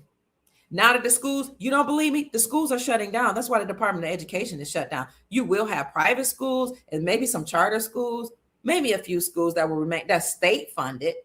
We're going to have to deal with our children now. You know, those of us that were just chilling and hanging out and having a good time and, can't stand our children and getting us sad and upset because they home from school now, act like we can't stand our children. You don't think your child hear you when you say, oh my God, y'all don't have school today?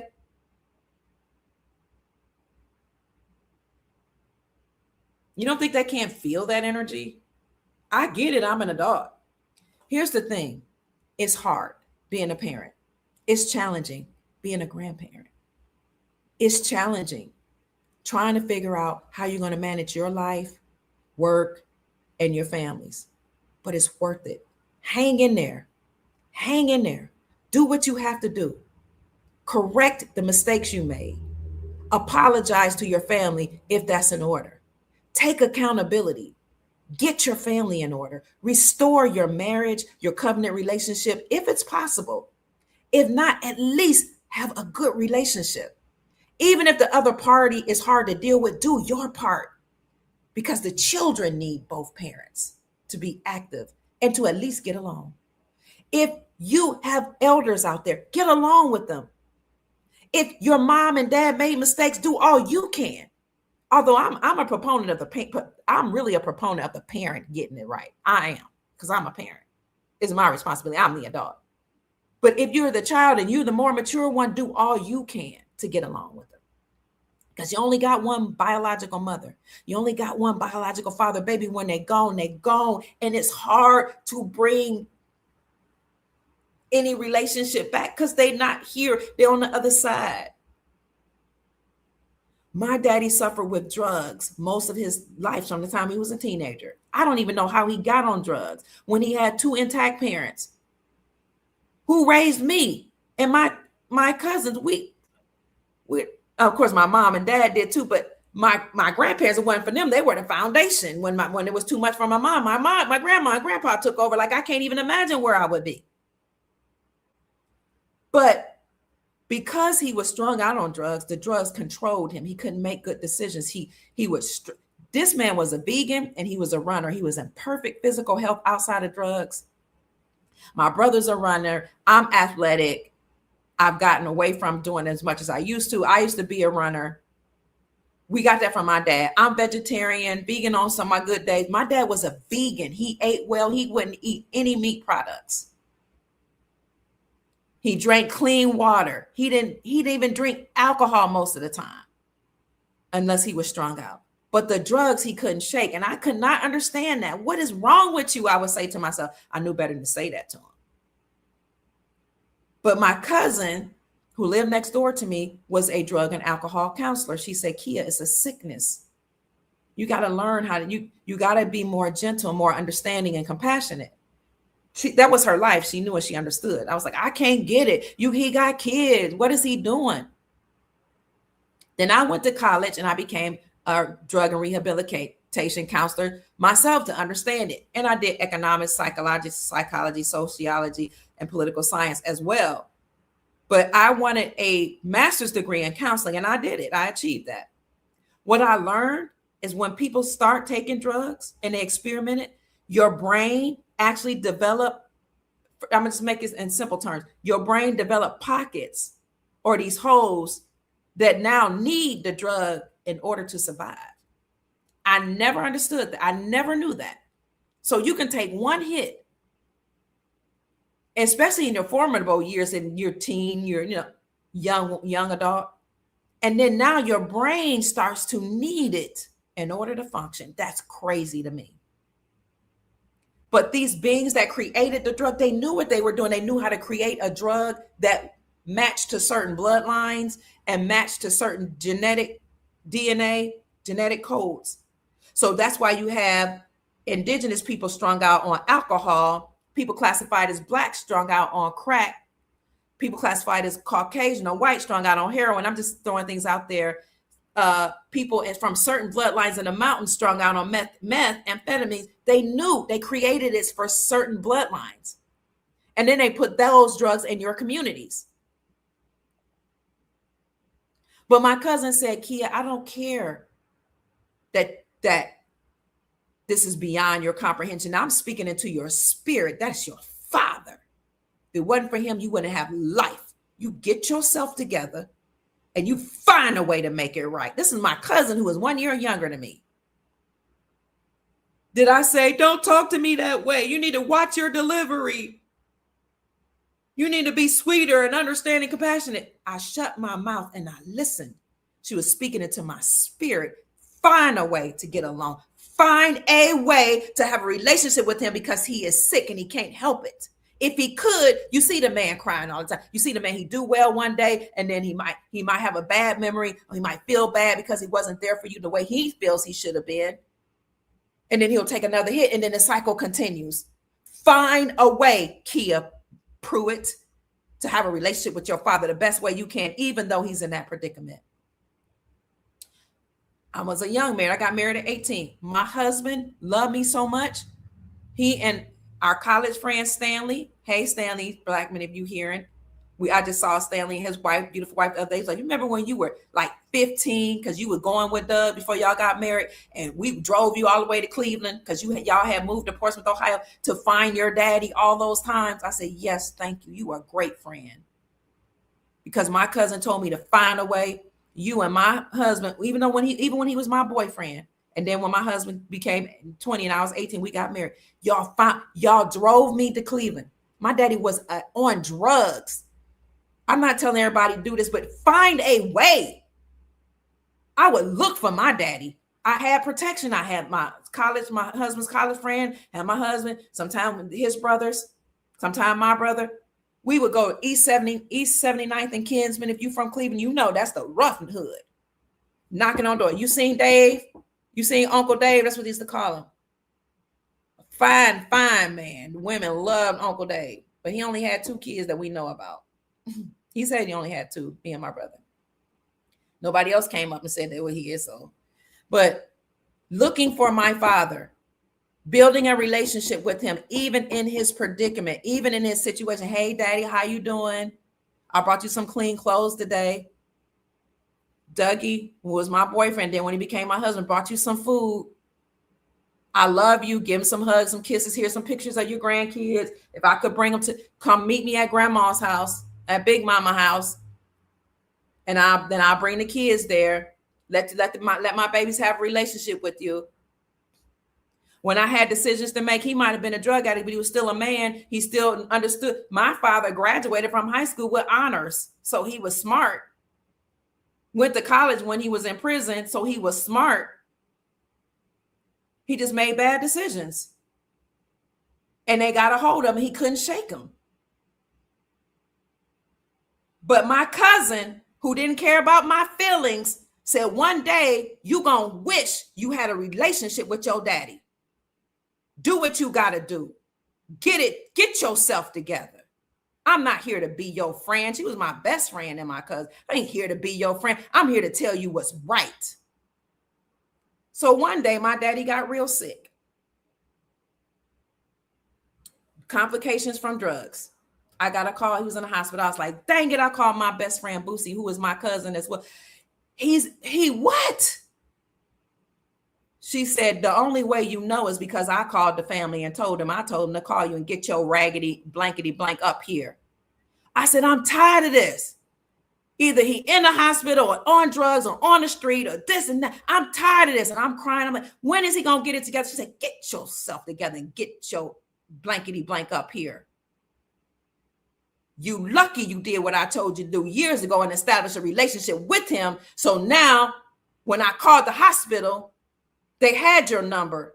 I had your number and I gave it to him. Now your daddy is calling on you. Get your raggedy tail up here and stop crying. Wipe your eyes. Wipe the snot from your nose. Grow up and be a woman. You got kids sitting up talking about how long it's going to take. Well, you don't know what that man's been through, but thank God you build a relationship with him. Now he's in trouble and he needs you. Get your ass up here.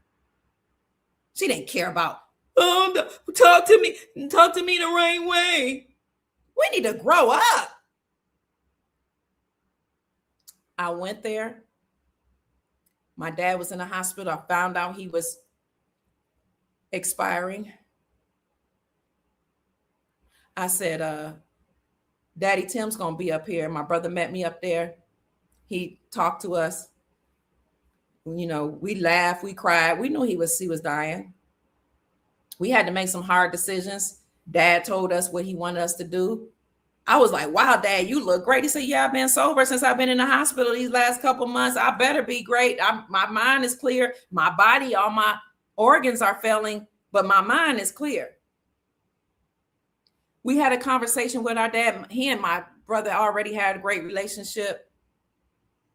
But it came down to it where everybody left and went home. And I was the only one free enough to stay with him for he was in hospital the last couple weeks. In the hospital, in hospice, when my dad was exiting out, slowly but surely, I had a conversation with the chaplain. She said, I like what I see between you and your daddy, but you can do more. I was like, ma'am? She said, you can do more. She said, you notice how he's in and out. He's ready to go, but there's something you haven't done yet. So I went in the room and I said, Daddy, I'm so glad that we had a relationship along the way. I've been angry for many years.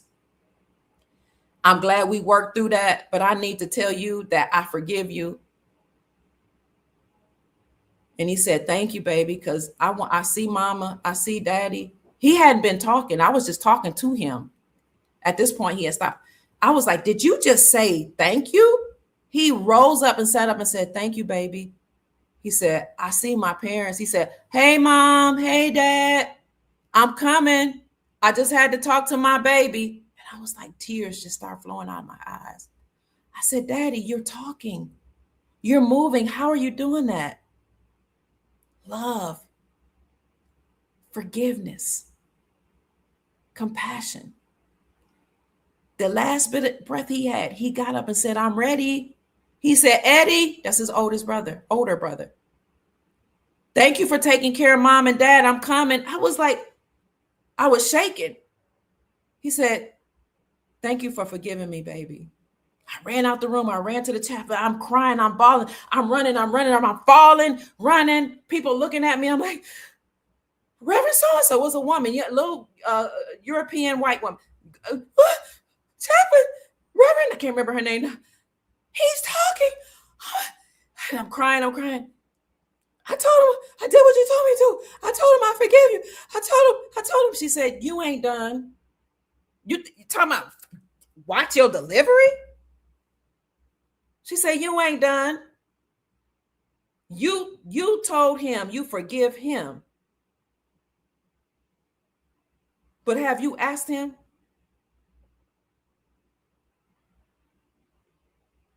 to forgive you? For all the years that you held anger in your heart? Yeah, you reestablished a relationship with him. Did you ask him to forgive? I was like, no, man, why would I do that? She said, for you, for the sake of you and your growth and development, you need to ask your father for forgiveness. And for the sake of the relationship that you're going to have with him when he's on the other side, see, because you don't understand right now, you on this side. And maybe nobody ever told you this, but I'm going to tell you this. You need to get your relationship right with your father for you, because you need it. Your children need it. Your bloodline needs it. You're going to need him to watch over you one day. And he's going to need it in order to ascend, because souls get trapped. That's what they don't teach you in church. Souls get trapped. Energy gets trapped. But there's power of love, the power of forgiveness, the power of empathy can release a trapped soul. Get back in that room and do what you need to do to complete the mission. You talking about somebody shaking in tears. By this time, I'm bawling. I can't even sit in the chair. My elder, who is a Caucasian woman, is telling me, get your act together, get back in that room and make it right, and ask your father to forgive you, because you've held anger in your heart for many years and you can't grow. Oh, you're a good Christian. You've done a lot of good work. I heard about you. I know your family. They sing your praises, but you ain't done. And you're not done growing, and your growth and development is stunted because you can't forgive your daddy who made mistakes, because he's human and flesh and blood. You're going to call on somebody one day and you're going to say, watch over me. And while you're praying to God and listen and asking God to call on you, you know who's going to deliver the answer? Your ancestors. And I'm sitting up here like, wow, I'm bawling. 2012, November. I go in the room, stumbling, crying. I'm shaking. I can't believe this woman just really told me off, but she was talking to my spirit. The same way my cousin Bootsy did when she said, get your raggedy tail here. And through the years said, make a relationship right with your daddy. I sit in front of my daddy who's laying out in the bed. Now he's comatose again, not talking. I'm crying and I'm crying. And I'm like, I know you can't hear me, daddy. I know you can't hear me. I touch his chest. You barely breathing. Thank you. When I said, I forgive you, you said you received my forgiveness. Now you can go. I'm crying. But them chaplain said that I'm not done, and I'm not. I confess, I've been angry. I've been sad. When I was this years old and that this guy did this to me, I wanted to call you, but you were strung out on the street and I couldn't call you. So I was mad and I was angry. And I brought the kids to see you, but I was still angry. And I was still sad. And I was still mad. And I still was wondering, why can't you get it right? Why you do me so wrong? Daddy, I got one last thing to say. Daddy, my kids are grown now and I'm in my 40s and I want to make it. I want my scales, when my heart is weighed on the scales of my eye, I don't want them to say that my heart is light as a feather. If there's a heaven and it's true, my soul can go to heaven. I want to make it. If the principals of my yard are right, I want to make it. And I'm crying. I'm doing all this. I think he can't hear me. I can't feel a heartbeat. It might be too late, Daddy. I got one last thing to say. I'm doing all this confessing. He opens his eyes. Yeah. What is it, baby? You can hear me? What is it? I said, Daddy, I'm sorry. Will you please forgive me for the years of anger and disappointment, the years of not understanding? Something happened that you tried drugs and you got stuck, but you still my daddy. I love you. You taught me how to eat well. I'm a vegan because of you. You taught me how to run and take care of my body. You taught me how to respect my elders. You told me that the first law of nature was self-preservation. You taught me the first thing to do in the morning is not put food in my mouth, but if I'm going to put something in, let it be water. You taught me how to be strong in my practices. He was in the Nation of Islam. No matter what religious or spiritual belief I had, be strong and faithful. There is some good in every parent. You just have to recognize it. I'm Dr. Kia Pruitt is talking to you now. I said, Dad, you taught me all these things. You've been a good father. When I brought my husband to you, you told me what you liked and what you didn't like. You say he kind of aloof, ain't he? You got to deal with that aloofness, figure out how to work that out. But he seemed to be a decent man. That's who you love. I'll accept him. Do what you got to do for them babies. You taught me all those things, Daddy. And all I could think about was how you wasn't there this damn that time. I was hurting, Daddy, but I'm sorry. Can you forgive me? The last bit of strength he had, lift up his body. Yeah, baby, I forgive you. I love you. Thank you, baby.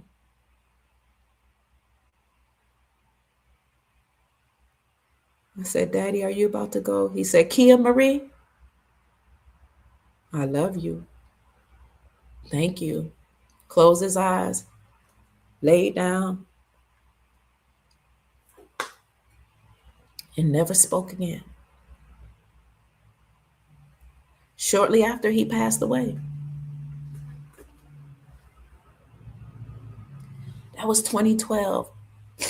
I miss my father. I wish he could see my grandbabies. I wish he could see me now as Dr. Kia Pruitt on social media, teaching the world about wealth, family, wealth, and legacy. I wish he could see that I'm still practicing eating clean, drinking water, practicing self-preservation, getting along with, and how I got along with my children's father and took care of him until he passed. All the things he taught me, I wish he could see. You only get one. But I am so grateful that I didn't dismiss him, cancel him out, or let the opportunity to amend a relationship with him slip away. I am so grateful that my cousin Bootsy called me through the years and said, you only got one, Daddy. Work it out. Find a way. If he's on drugs and he's in the street, you got male protection. Find your daddy. And when he does call you, act like you got some sense and have him to meet you at Big Mama house and eat with him and celebrate with him and thank God for the few minutes, few days, few hours, or few weeks you have with him. Through the years, she told me that. I'm so grateful when he was sick and dying, she called me. And when I was doing all that crying, but he did this to me and he wasn't there. And he get your raggedy tail up here and shut up and grow up and act like you a grown woman. See, we elders need to stop playing games and instruct the young people. Live a certain life before them so that they can honor and respect and reverence us when we give a word out of our mouths. Because instruction is just not just about what you say, it's what you do, how you treat people, what you watch, what you wear, what you drink, what you smoke. Here's so many people like, I don't care about what you think. I do. I care about what my children think, my grandchildren, the people in my community, the people, the merchants. I even told my grown children, watch the way you treat the merchants, even if they disrespect you, because this is a part of our community. We all live in the same community. They're part of the village. I don't care if they even come from, if they're an immigrant and they have a business in this community, treat them with respect, even if they disrespect you. Because I have to have a relationship with them if I'm going to do business. Now, the adult thing to do is say, I didn't like the way you did this or that. I just want to bring this to your attention. Since I patronize you, I would appreciate if you do this, that, and the third, or I'm not going to be able to patronize you. We have to watch the way we behave in front of these young people. If you are 40 and above, somebody's looking up to you. If you're 30 something, because 30-year-olds have families, 20-something-year-olds. So I'm grateful that I had the opportunity to make it right with my daddy. And now that he's gone, I'm not the one that's crying all the time. Oh, I wish I had done that. When I was at the funeral, I wasn't falling all out and yelling and screaming and hollering. I was at peace. I missed my daddy. I wish I could have prolonged his life, but I was at peace, and I'm at peace. Sometimes I still, honestly, I'm human, say, I wish he was here. I wish he wasn't struggling with them drugs, but I can hear my cousin's voice in my head, grow up. You're an adult. You know life is hard. You know people make mistakes. You know people use certain things to cope, just like people smoke weed. For me, it might be eating potato chips or drinking coffee in order to, to make it through the day. We all have something. If you needed grace, why can't you extend grace? If you needed mercy, if you needed compassion, if I needed grace and mercy and compassion, why can't I extend it? Because the days of going and running to Zaddy, the government, are over. We have to be adults and take back control over our lives and bring our families back together if we want to see society make it. Because people talk about societies and nations, but a society is just a bunch of communities. Societies, I need some tissue. A society is comprised of a bunch of communities. Communities are comprised of what? Tribes and families. So if you want a strong, healthy society, you need strong, healthy communities. If you want strong, healthy communities, you need strong, healthy families. If you want strong, healthy families, you yourself need to be strong and healthy. If you're healthy, stay healthy. If you have good communication skills, sharpen them and teach the younger ones. If you're lacking in certain areas, get it together. We're adults. It is time for us to start acting like adults. Stop crying about and complaining about issues and problems. Stop blaming the government. Stop blaming white supremacy. Stop blaming all these immigrants over here. Stop blaming the dirty Moors. Stop blaming mama. Stop blaming daddy. Stop blaming the husband or the wife or the baby daddy or the baby mama or the children or the worker or the job. Yes, we have the right to, and we're human, to vent and express ourselves and to be upset. But at some point, we have to take accountability for ourselves and our own lives. Again, the government does not exist. Judges are being arrested. You probably cannot read this, but I put it up on my post on my community section. I'll try to read it as much as I can. This letter is from the Honorable Charles Grassley, President pro tempore, United States of America, Washington, D.C., regarding multi-layered restrictions on the removal of Admiralty law judges. So there were restrictions put on the government and that restrictions when they would try to remove judges who are really just administrators or administrative judges. there were restrictions put on them. So at first I had to say, well, who is this Honorable Charles Gracely guy? Because I'm not going to read nothing if he don't matter. He is the president pro tempore of the United States. That is the second highest ranking official of the United States Senate. The second highest ranking official of the Senate who acts as the presiding officer in the vice president's absence wrote this letter. Dear Senator Gracely. Wait a minute, let me see. Did he write this letter? Oh, maybe it was to him.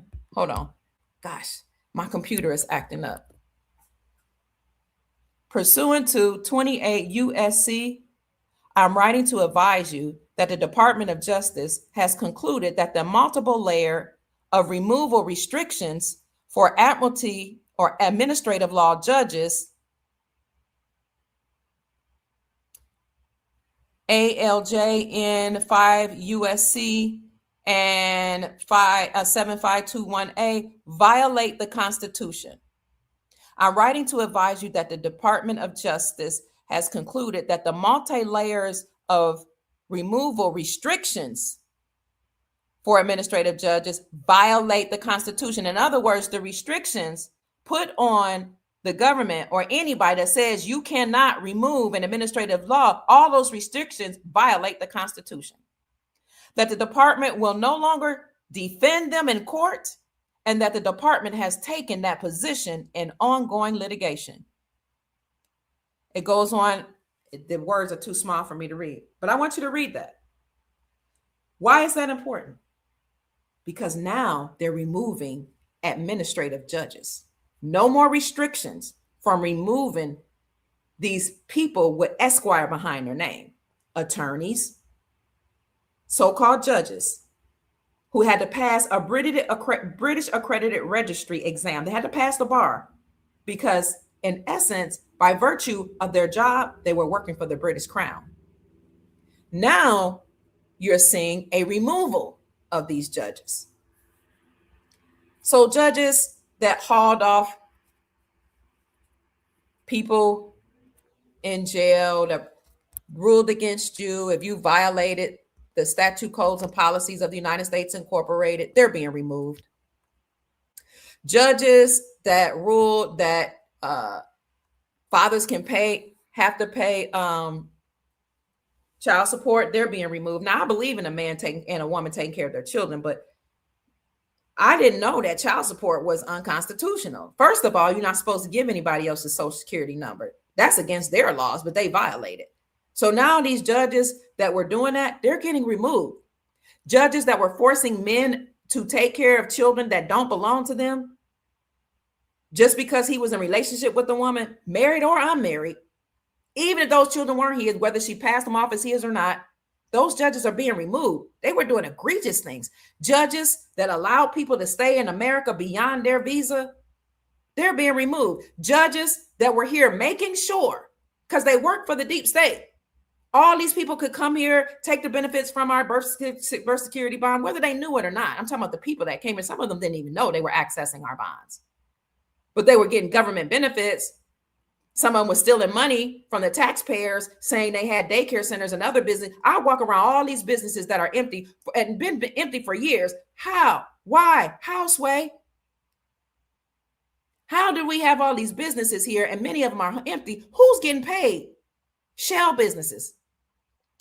Then the people that bought these businesses or had them when I were trafficking children through them, or just have them as a shell running drugs in and out of these gas stations and hotels, most of whom are not American.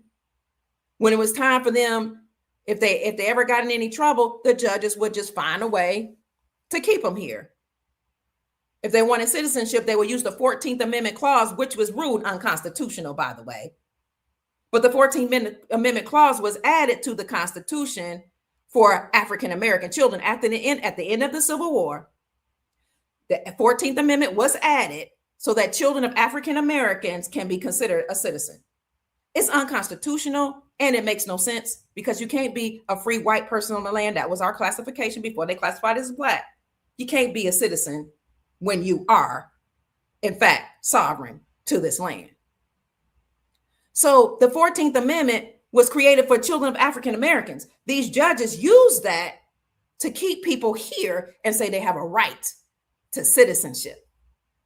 Those judges now, they're being removed. Judges that were hiding out, criminals, cartel members, people that were here undocumented or overstayed their visa or unlawful, or those that were here that paid off judges, or those people that stayed, they sought asylum because once your visa is up, this was the game they did. We didn't know it. Just come to America, get here by hook or crook, legally or illegally. If you, then you can just hide out because the government, if you're undocumented, you can still get a law degree. Look it up. You can go to Stanford University and get a law degree as an undocumented student, a whole law degree.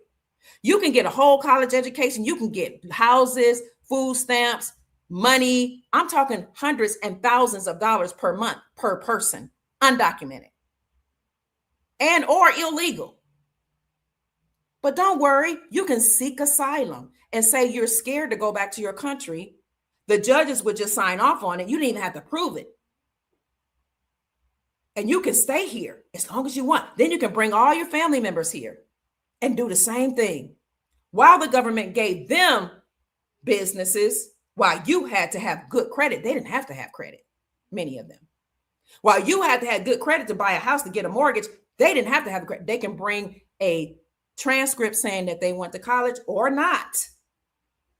And guess who gets the minority scholarships? The children of the immigrants. How do you know, Pruitt? Because I work in higher education on 3 different campuses. It was standard procedure in higher education across the nation. Undocumented students get preferential treatment. They get money for education, tuition, academic support programs, housing, and food. And they get TOEFL. They learn English on taxpayers' money, government funding, access to our bonds because they really don't have money. They wasn't using gold and silver. That's money.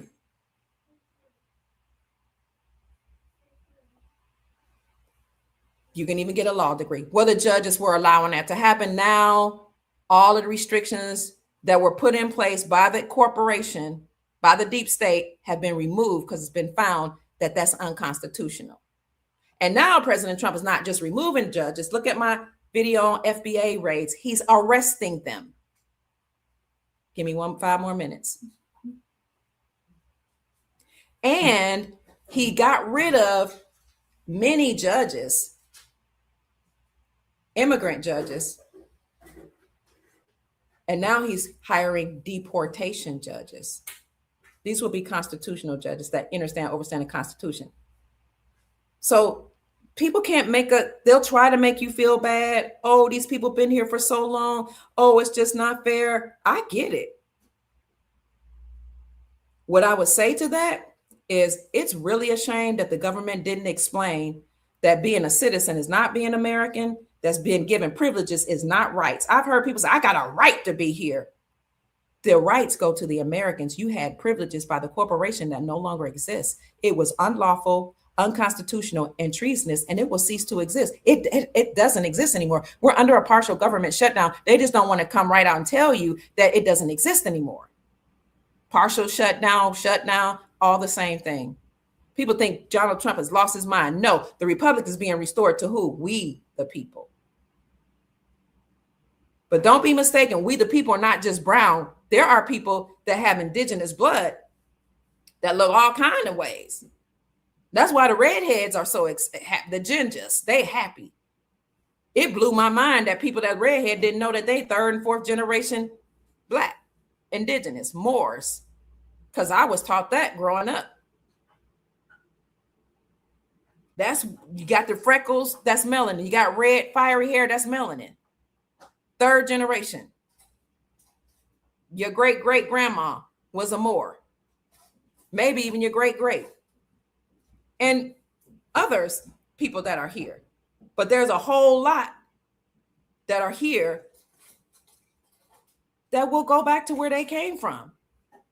because the deep state, United States Incorporated, created these ways of allowing people to come and stay here. Now there's a fight with the government. It ain't with the people, because we didn't have a say in any of it, especially the Americans, the prisoners of war that people classified as Black. We didn't have a say in anything. We understood that we were prisoners of war. Some of them thought they were slaves from Africa. That's okay. Now they know they've awakened. We didn't invite anybody here. We didn't say what the government could do. We didn't say what they couldn't do. In fact, most of us fought with immigrants for the right to remain here. We fought with the feminists. We fought with people from the rainbow family. I don't want to be offensive. We fought with when people said don't do Asian hate. That's something I ain't never heard of until somebody made that up during COVID. You had people in Atlanta say, yeah, don't do that because they are nail techs. We fought for the Hispanics during the Brown Revolution.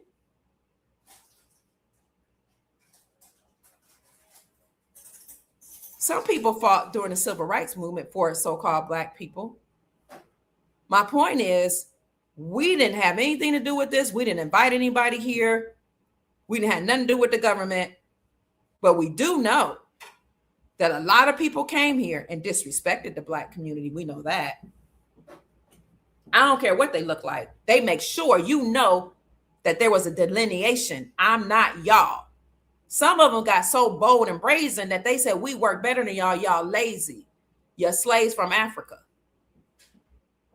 Remember all those stories? We know the stories.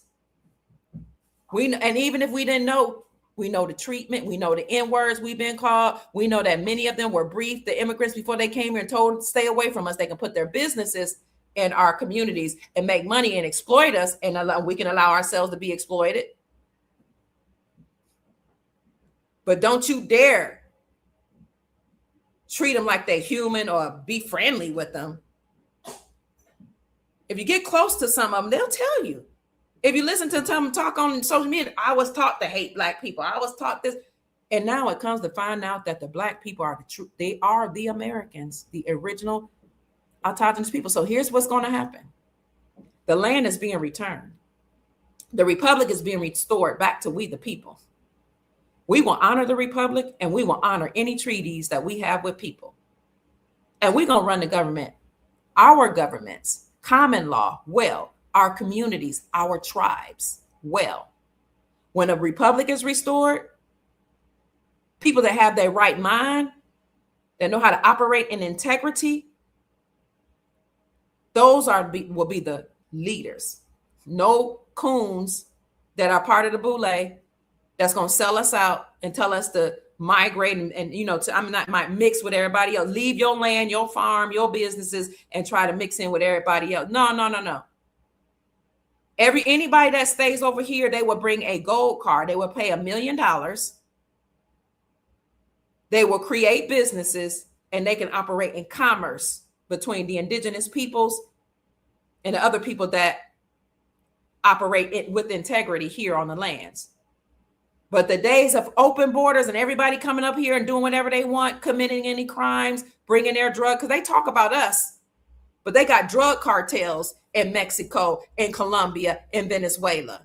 Don't play with us. In Somalia, in East India. Because it depends on who you talk about. The ones that run the motels, some of them say they farmers, other ones say they cartel gang members. I'm talking about the ones from India that's over in Asia. By the way, here in America, I've shown you that pyramid many times. The East Indians are at the top of the economic pyramid, bringing over $100,000 per year in a household, well over 100,000, while you got other classification, Filipinos next, this, that. And I've shown you white Americans, the classified, the European and Caucasians in the middle. You got all these other nations above them, right in our country, doing way better than we are. And then more people below us. Second to the bottom are the Mexicans and the other Hispanics. Right at the bottom, Black Americans, good old African American slaves that nobody want to deal with, talk to, or have any relationship with. I'm talking about the mindset. generally, historically. That's changing. It has to change because the indigenous people on this landmass, where everything originated, are waking up. My job is to help us get our minds right because nobody wants to do business with people who are killing their own people. Nobody respects women who unalives their children while it's in the womb under the guise of protection and birth control, or the fact you don't want to have a baby for him even though you lay down and open up your legs to him. Nobody respects a woman who unalives her children. I'm talking about generally speaking. If you want society to respect you, you have to respect yourself. You have to respect your body enough not to just go laying with everything, and respect your womb enough not to get pregnant for everybody. But then even if you do, honor that child that you decided to lay down for and make. Honor that child enough to let him or her come through the gate. But to unalive that child because somebody, your enemy that came on this landmass and made your people prisoners of war, told you that this is birth control and it's your right to unalive your child. We need a mind change, a radical mind change.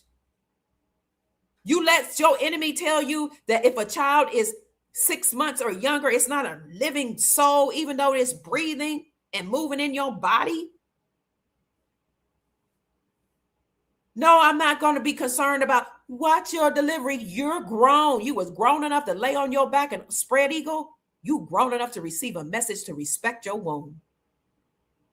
Thus saith Dr. Kia Pruitt. So if you unaliving your babies, you're disrespecting your elders. You don't love your children enough to raise them honorably and respectfully and in love. And your children are out here killing each other and making babies and making love and sex in the schools. How can anybody respect you? They won't. They don't.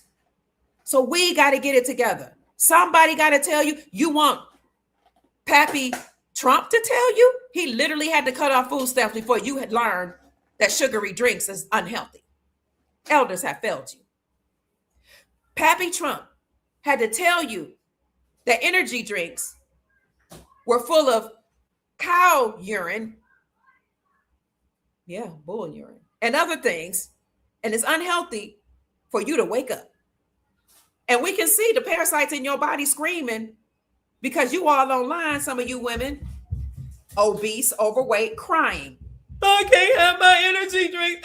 They took away my donuts. That's your parasite screaming out, crying. Because we've been feeding them over the years. But Pappy Trump had to cut him off. RFK had to tell you candy is not healthy, it's not real food, cookies, chips, energy drinks, and pop. Because I failed you as an elder. So I'm not just saying that the young people are out of order, the people that didn't know about junk food was junk, called junk for a reason. It has no nutritional value. I'm really disappointed in us elders. Because even though they have TV, we should have turned it off. Even though there's filthy music coming through the airwaves, we shouldn't allow our children to listen to it. I know we're tired. I know we're exhausted. We're too busy working. I get it. Somebody need to come off their job then. Or figure out a way that you can work and take care of the children. Maybe grandma, who's on the other side of the world, grandma, I want to do my own things. I don't want to be around my kids. Well, maybe they will have some respect for you if you had stayed around a little longer rather than chasing men. Maybe grandma and grandpa, you need to come back and help the young people because they got to work to raise the young children. Somebody got to talk to the people and say, get your house in order. The government no longer exists. It's your responsibility. It's my responsibility to take care of our families. I know I need to stop. I'm on this platform talking too much. Judges are being arrested. President Trump just issued out a peace deal. What's going to happen? Now we're on geopolitical news. What's going to happen with that peace deal that he made with Iran? I don't want to bore you. I can get preachy, and I don't want to do that. Let me see if I can find this peace deal with Iran. There are implications of a peace deal with Iran. No more war. I know the gas prices keep going up and then down, but hopefully all these high prices and high inflation, at some point it will cease. While we're in the middle of this battle, it might go on for a little longer. We got to make it in the interim. Who's going to help you make it if you don't have a covenant relationship with anybody? If we're so easy and quick to cut off people, we can't run to the government. Who's going to help us make it?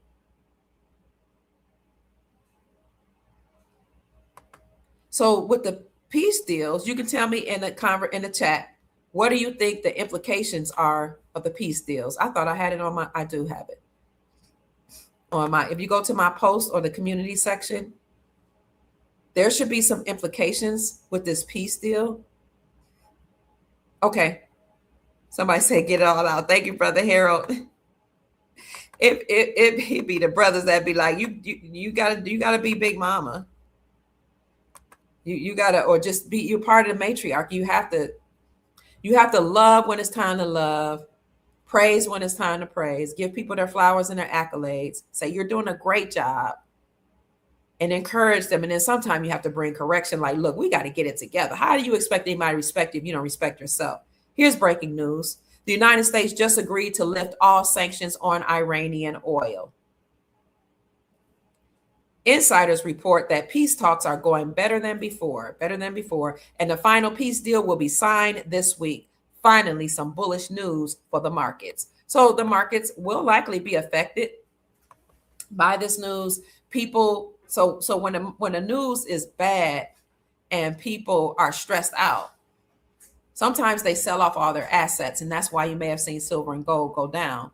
The smart people, though, with that type of news actually invest in precious metals because they know that a market that's fluctuating is causing the dollar to decrease in value.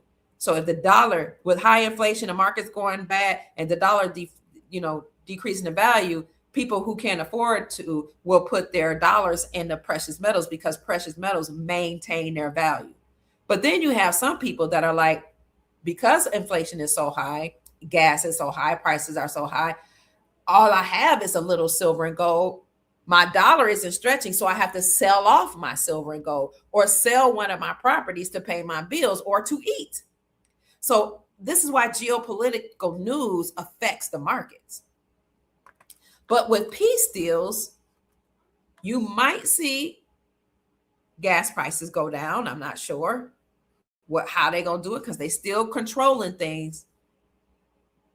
You might see silver and gold go up in value if everybody's rushing to place their silver and gold, their money into precious metals. Or you can see silver and gold decrease in value. That's not a bad thing. That's a buying opportunity. So do know that these peace talks, they will affect the markets. It's our job and responsibility to stay prepared at all times. All times. You always put yourself in the best position possible to survive any situation.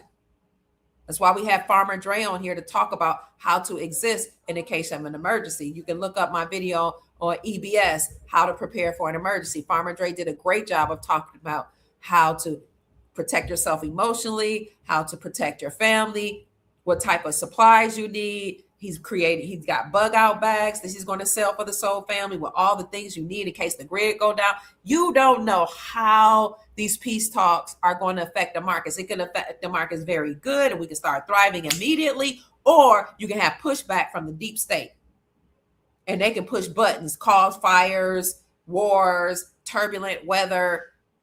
Their time is up, but they can fight back is my problem. And you need each other to survive during these times. So we got peace talks. We got judges being arrested. We have ET disclosures, pastors all across America, maybe the world, I don't know. They had a secret meeting. They were given instructions. You know, the pastors that said there's a separation between church and state. Yeah, they have a 501c3. There's no true separation. You know, there's no true separation. When COVID happened, I bet you they were all given notice to shut down them church doors. And they did. There was one church in Florida that didn't, and he suffered severe consequences, but he's a conservative. He dealt with the blow, the pushback. Most pastors, when they said close them doors, the same pastors that told you that if you worship at home instead of coming to church, you were going to hell or God was going to judge you. Yeah, they had their doors closed during COVID. Because Zaddy, the government told them close them doors. And some of them got money to open up clinics, then put it right on their church lawn to give you the you know what? Churches, pastors. And some of them led protests.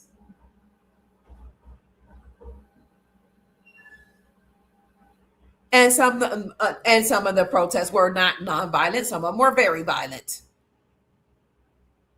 Because they get, many of them, if not all of them, if they have a 501c3, get some type of notification. So we know during COVID, they got notification to close them doors because all them doors were closed. And the same ones that told you better not look at TV or your cell phone or computer on God's holy day, whether it was Friday night, Saturday, or Sunday, depending on what religion you were in, boy, they sure told you to go online and worship on the Sabbath and on Sunday morning during COVID because they got word from Zaddy. Shut them doors. Well, now Zaddy gave them another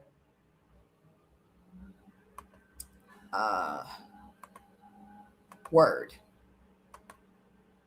another directive. During this secret meeting, you see right here, in a secret meeting, pastors were warned to disclose that extraterrestrial life was real. And we'll end with that.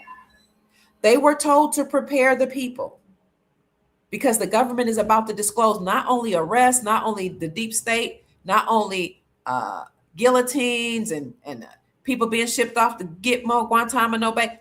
The government is about to disclose that all this was a sham. And you're about to meet, I'm about to meet some of the extraterrestrial life that exists. I'll just show you a snippet of it and we can end right there. A lot is happening. A lot is changing. I think you would want your family to be together while these disclosures and announcements come out, because we've been having fun. We've been playing around and we love to consume. People call Americans the consuming nation. Consume, consume, consume. Buy, buy, buy. Eat, eat, eat. Drink, drink, drink. Sex, sex, sex. Party, party, party. Play, play, play. And while we playing, other people been building.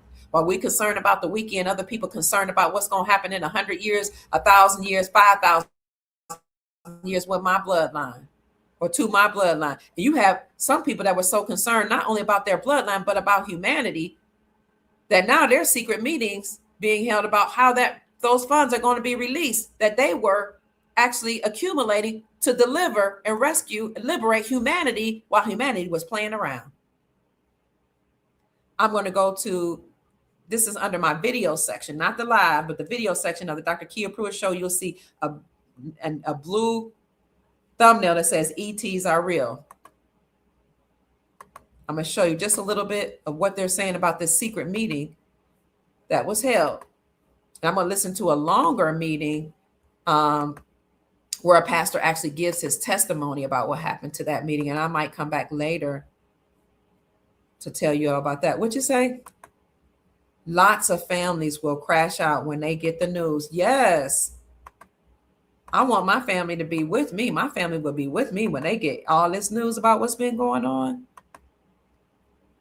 I've been preparing them, teaching them, instructing them.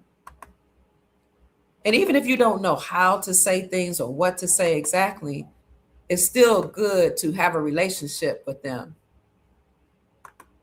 excuse me, so that when it's time for you all to get the news together, they will honor you and respect you enough to listen. My children honor and respect me because it took me because I put in a whole lot of work. A whole lot of work, a whole lot of work, a whole lot of things I didn't know if I wanted to do, but I did it for the sake of family and community. Some things that make sense to other people. But when my husband got sick, it didn't make sense to a lot. But why are you still like taking care of him and doing certain things and some of the things was beyond my scope and it was way more than what my family could handle. I looked those kids in the eyes and I was like, what's in the best interest of these children?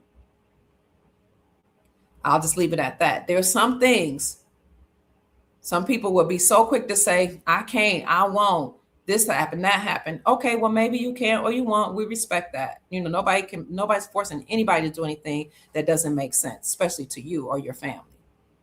Some things, though, if we can just put our pride aside, really, and think about the future and the bloodline, some things we might be able to do. Like I said, hang in there. It's tough.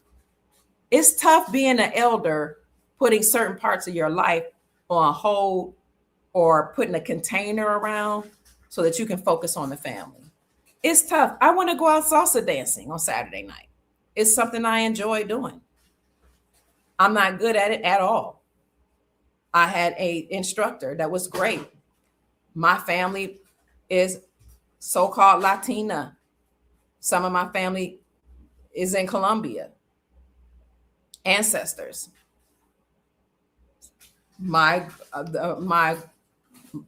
They married people right off the the Blackfoot tribe, right off the reservation.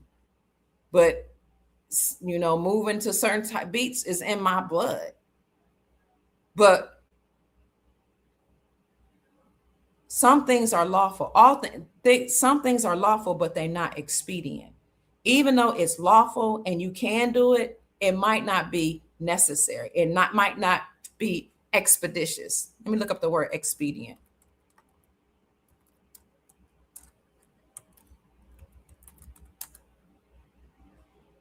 Expedient, convenient, practical, altogether possible. Some things may not be convenient or practical. So a lot of things are lawful. You can do it, but doesn't make sense. I do take time for myself to do certain things, but is it necessary right now? I have several men that's on my show that say, I'm not in a relationship right now. I want to be in a relationship, but it's not expedient. It's not the priority right now because I'm helping to save humanity. I've heard Chief Max say that he's doing trust and he's doing conversations and he's teaching people about, how to protect their assets. You have Chief Rod Hayes, who's teaching people how to operate with integrity. He's teaching them about what's going on geopolitically, how to prepare your family. These men are like, I got to focus on the task at hand because it's lawful for me to be in a relationship and to be married and to focus on some of these things, but it's not expedient. It's not a priority at this juncture in my life because some of them were like, if I had a relationship, I couldn't be on the Dr. Kia Pruitt show because I ain't got time for somebody to say, why you on that woman show? I ain't got time for somebody to think, oh, y'all must be in a relationship. Why are you talking to this lady on the phone? They have said, my mission is delivering God's people, their most highest people from all over the planet, regardless of their bloodline, their nationality, their ethnicity. Elders have said, I would like to have fun, hang out, be with my friends, travel, and I will do that when it's time. Some things are lawful, but they may not be expedient. They might not be a priority. What's the priority? When the whole world is stuck suffering and have been under enslavement, that might not be the best time to just shake your hands, wipe the dust off your hands and your feet and say, forget these kids that they done drove me nuts. Because if the world shuts down and you're on the other side of the world, who gonna help you? Who gonna take care of them grandbabies? You feel me? All right, I've been on here too long. Extraterrestrial life is being unveiled. So let's hear what they say briefly. Y'all know I don't do nothing brief. I don't do anything brief. Let me act like I'm college educated. Changing event. In fact, many of them are all over social media right Let me see what they say. now, being told to prepare for a Bible changing event. In fact, many of them are all over social media right now, and some are kind of freaking out over the information that they just heard. Now, according to them, there was a secret meeting in Tennessee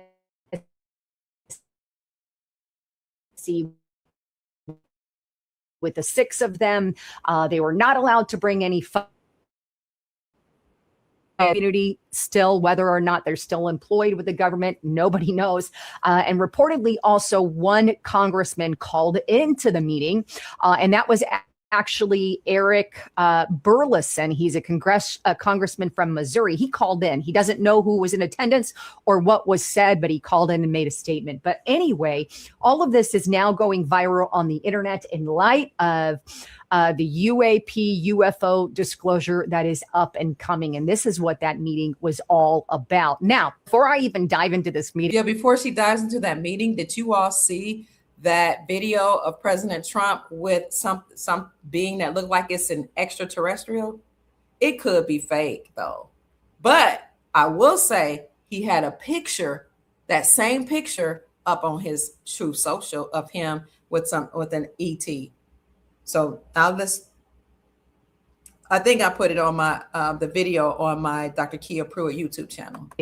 What makes this even more interesting is Kash Patel just came out and dropped a bombshell of his own when he was in an interview with Sean Hannity. And I'm going to let Kash Patel tell you the dealings here. But here he is talking about UFOs. Yeah, let Kash Patel talk. Speaking of the Patels, did you know that the 80 to 90% of the Indians that own motels, 80% to 90% of the motels in America are owned by Indians from Asia, that East India? Did you know they all have the same last name, Patel, according to data? Many records, all the same family, allegedly. Interesting. And somehow they rise up the ranks in politics as well. With Sean Hannity. Take a listen to what he says here.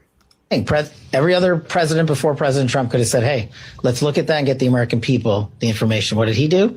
He stood up an interagency process with Department of War leading that effort to get out the documentation related to everything that you're talking about, not just from the FBI, from the IC and everywhere else. And so what do? We already delivered our first tranche of information to that committee, and they're going to be publicly releasing this information very soon. Wow. They are going to be publicly releasing the information very soon. Are y'all ready to hear about extraterrestrial life?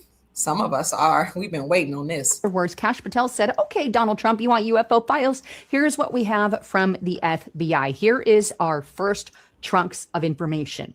Now, there are reports that we're going to be getting this information in July. Hopefully it comes sooner, but considering the history, it could be prolonged as well. But either way, the president has his hands on some of that information. And let's just hope it's not like the last file release from the FBI. But either way, that is what we have. Now, kind of moving on to the pastors here, the big question is, okay, Kash Patel has delivered a trove of information to the FBI. I still want information from Area 51 and other things. But anyway, I digress. With all of that in the hands of the president, we now have pastors all over saying, you know, we just had this secret meeting. They're about to disclose something huge. Take a look at this. And this is on Daily Mail. Religious leaders told to prepare now for UFO disclosure to unleash Bible-changing revelations. Now, again, this included pastors, and approximately 6 pastors were in on this. And I'm going to read you that part. This reported meeting involved approximately 6 Christian leaders, including Bishop Alan Ditto of Revival Nation Church, who confirmed he was part of the extraordinary gathering. Ditto actually said this. It seems like half of the dozen people were gathered in an Airbnb in the mountains of Tennessee discussing an investigation that's going on in the U.S. government against crimes they have committed in the process of retrieving and reverse engineering technology from non-human intelligence. I believe UFOs are legit. I believe they're interdimensional. I believe they're fallen angels, demons, and the whole 9 yards. But anyway, I do believe that they're using that technology and reverse engineering it. But he goes on to state that the meeting also went forward to discuss the propaganda plan that was in place leading up to disclosure. The pastor added in a March 7th live stream on YouTube. So there you go. Now here is the pastor, Alan Ditto, who made that statement that I just stated. He's got this whole video on it here. And he basically says, I was brought into a private meeting with other pastors. He wasn't allowed to record anything. And he says, disclosure is coming and many are going to be prepared for what follows. Pastors must begin preparing their flock. And he puts this 40-minute video out regarding that whole thing. But that's one of the things that I wanted to show you regarding all of this, that evidently this is a meeting that did happen. Now there's another video that has come out regarding these pastors and what reportedly was said. And I want to show you this. This is on Shadow of Ezra. And he shares this clip of a man saying, you know, he knows or heard about these pastors at this meeting. Take a listen to what is said here. And I'm going to add to it at the end, but take a listen. Pastors invited to come to. I just think it's interesting that pastors have secret meetings. I think some of them are part of a brotherhood, secret brotherhood. Private meeting with a group of men who are connected with the intelligence world that are believers, but are still have very high security clearance. These are legit, true men of God that are still connected to Washington, even this current administration and all branches of the military. Okay, so there is no way for us to confirm who was all at the meeting regarding whether or not they were actually connected to the IC. These are men, still potentially involved with the military and the United States government. I don't know. There's no way for us really to know. Nothing was recorded. Nothing was jotted. But this is reportedly the claim being made by some of the pastors. But here he goes on to say or details what he's been told. And they literally told us, we had a sitting congressman, a very well-known congressman from Missouri. He called into that meeting as well. That was just for pastors. And this is what he said on speakerphone. This sitting powerful member of Congress said, "Are the pastors listening to me?" I'm getting chills right now because this happened to me. He said, "Are the pastors in the room listening to me?" And I said, "Yes, sir, we are here." And he said, "Listen to me. Go and tell the church they are not ready for what is coming. Narrative that is coming. What they are going to say is going to be like nothing you can even imagine. They are preparing to tell us that they are from another dimension, that they are our creator, and that these beings, these aliens, or whatever you want to call them, they were the ones that seeded us here. There is no such thing as God. Jesus was invented by them. The Bible was invented by them." And begin to just say, listen, prepare the people for what is Y'all hear that? Jesus was invented by them. God was invented by them. Extraterrestrial life is about to be unveiled. People are about to learn that extraterrestrials seeded human life on the planet. Yeah. Some of us are ready. Some of us know. Other people are going to be shocked. So the pastors need to start preparing the people, because people going to be wondering why you lied to me. I don't think a lot of pastors knew that they were telling untruths. But some of them have an awakening, and they're like, if I tell the people, some of them might be too shocked. They might not be ready. And then you might have some pastors that if I tell the people, there goes my salary. I ain't telling them nothing. But now they got the mandate from the government. So we're heard. We've been heard. We've heard. So we've been told. coming because they're not ready. Pretty intense, right? So pastors are now being told to.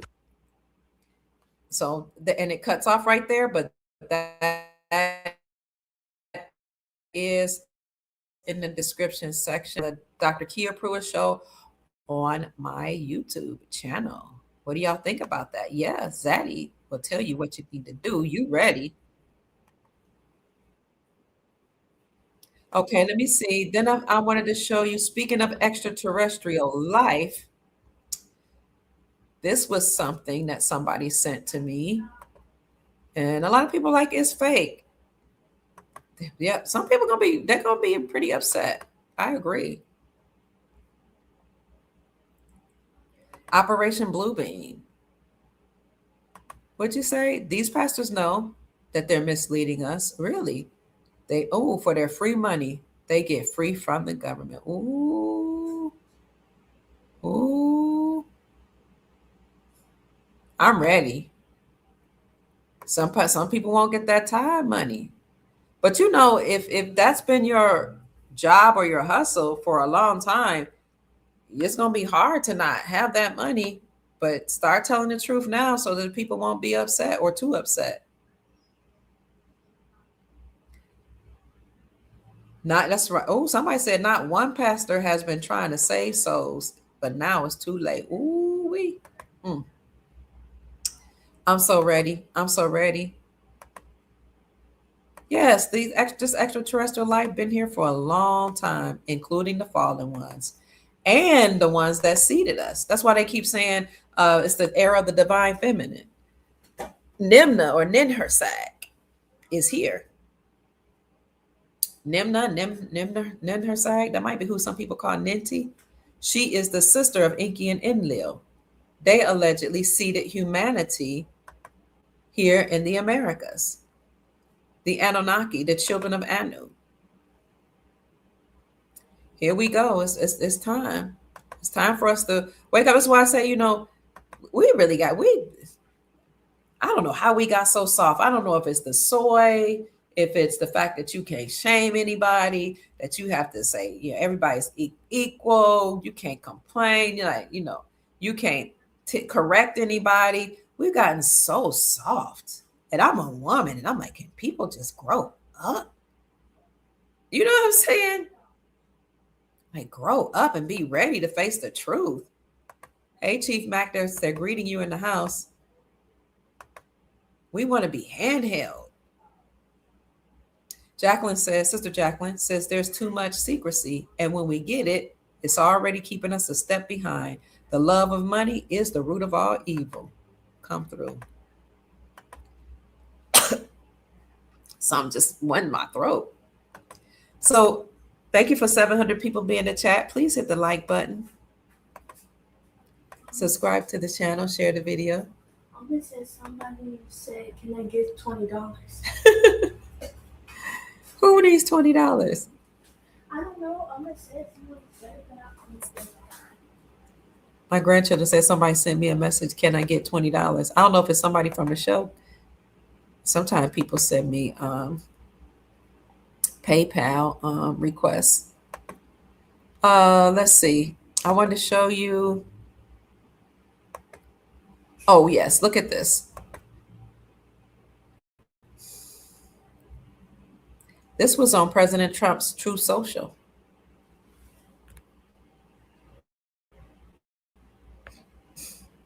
He posted this. I'm going to show you a video. So I got the video first and I put it on my YouTube channel. And I asked people, do you think this is real or not? Some people said yes. It may literally be real, or it could be soft disclosure. Some people are like, no, it's not real. It could be AI, the video. But then I was like, but what about this picture? Why would President Trump put the picture up there on his Truth Social? Let me see if I can show you. See, this is Truth Social, Donald Trump. Can y'all see that? See, that's Donald Trump, Truth Social. I don't know if you can see it at the top here. That's the video I just showed you. That's Donald Trump. It's his Truth Social. Let me put it in the chat for you. It's time. Our ancestors have returned. They are tired of us struggling, and they're tired of us dealing with the other extraterrestrials that have kept us suppressed and imprisoned.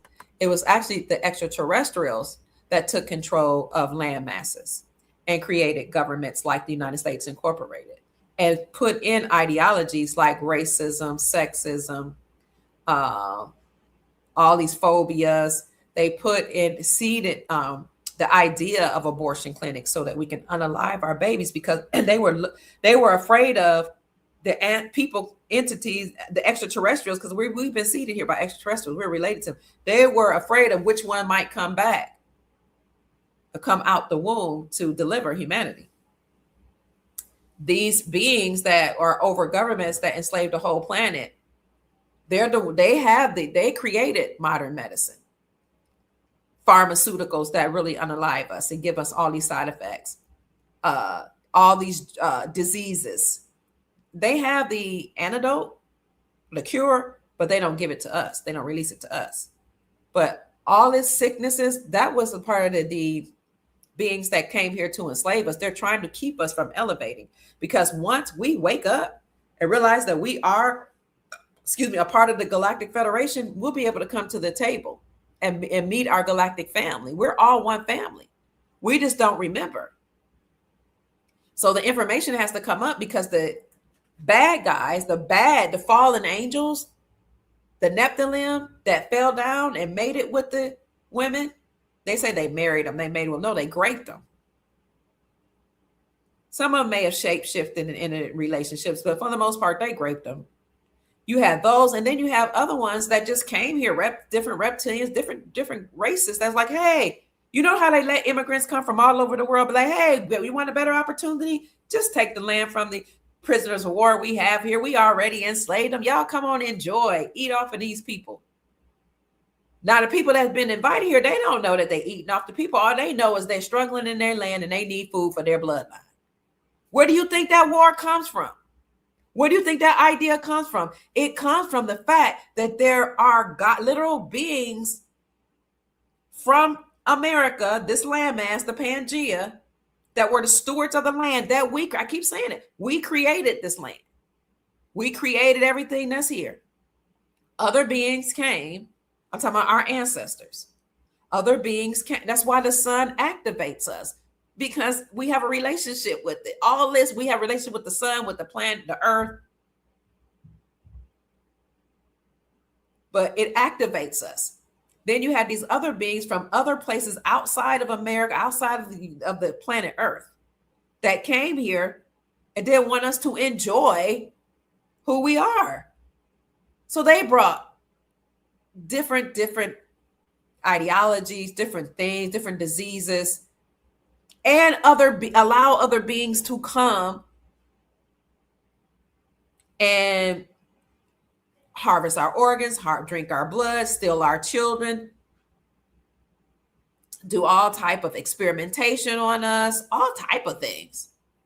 In exchange for that, they gave the government advanced technology that really wasn't advanced.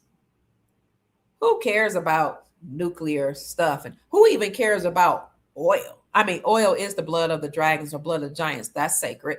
But you got nuclear energy, you got solar energy, you got energy that we haven't even heard of.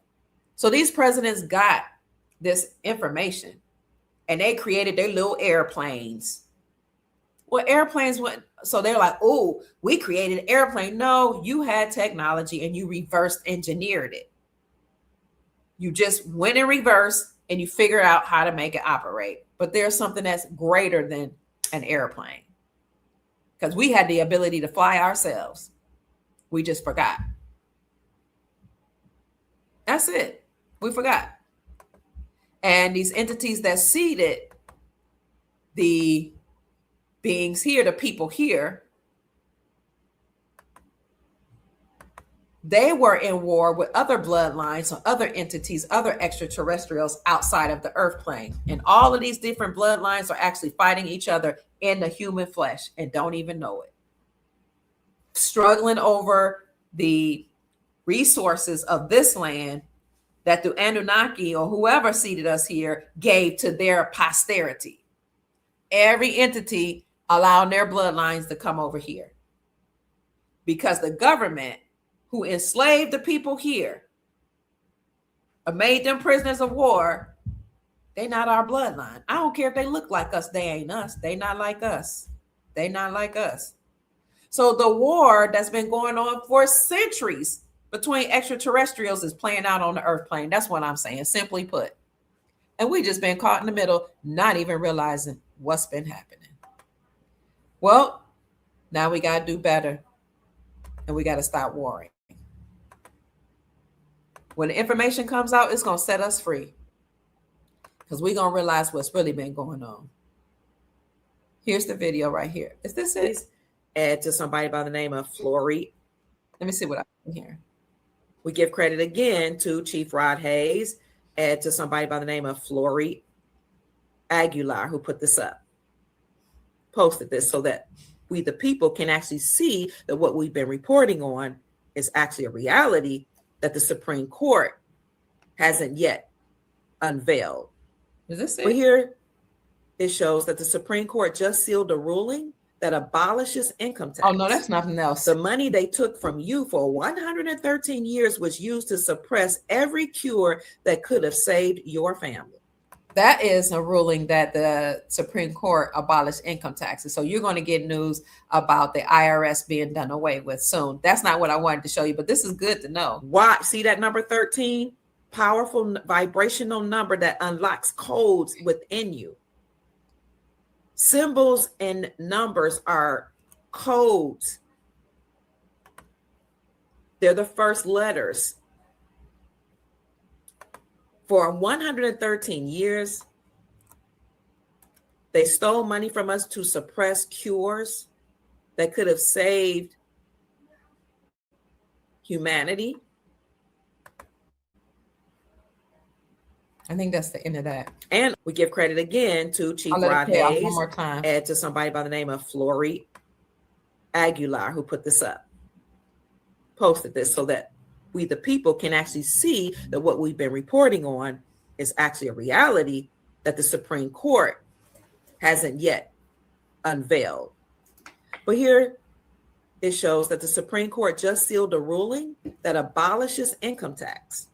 The money they took from you for 113 years was used to suppress every cure that could have saved your family. So yes, that's on my YouTube channel in the shorts. If you want to see that video, I'll try to remember to put all this in the description section for you. But finally, I want to show you this video that was sent to me, which is just a video of the picture that President Trump had put on his Truth Social. It's right here. President Trump walking with an alien is what I asked. I don't know why it's not showing that. Let me see. We give credit again No, to it won't Chief. show it. That was here it is.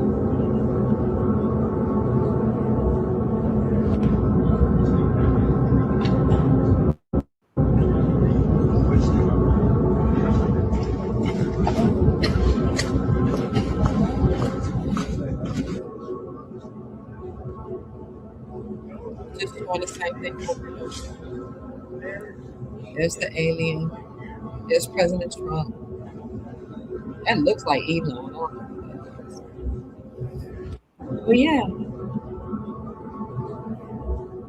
Allegedly, they're about to disclose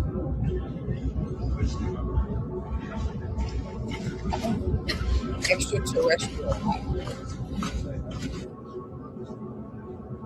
But you know, the scripture says, don't you know you are gods? Ye are gods. You can find that in Psalm. Just look up, the Bible says ye are gods. Some people don't know how to take that.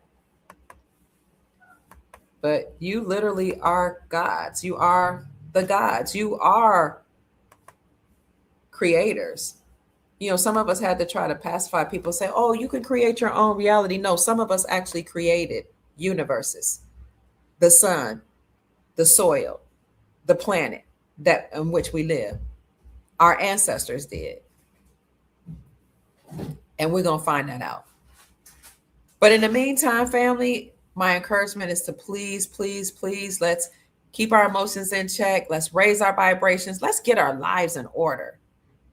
Let's get our family in order. Let's get our finances in order. Because how we spend our money is an indication a lot of times of how we treat ourselves, yes, and live our lives. Just like how we treat our bodies. Sometimes that spills out into our relationships, how we treat one another. If you love yourself, I mean, really, really love yourself, you will treat others with love and respect. Because, you know, there's a saying that says, love your neighbor as yourself. It's hard to have respectful relationships with others if you don't respect yourself. Love your neighbor the way you love yourself. If you're a Christian, you were taught there are 2 commandments. All other commandments are hung on these. The 2 foundations: love God with all your heart, mind, and soul, and love your neighbor as yourself. Wait till you find out that you are God, that you're supposed to be loving. My name is Dr. Kia Pruitt.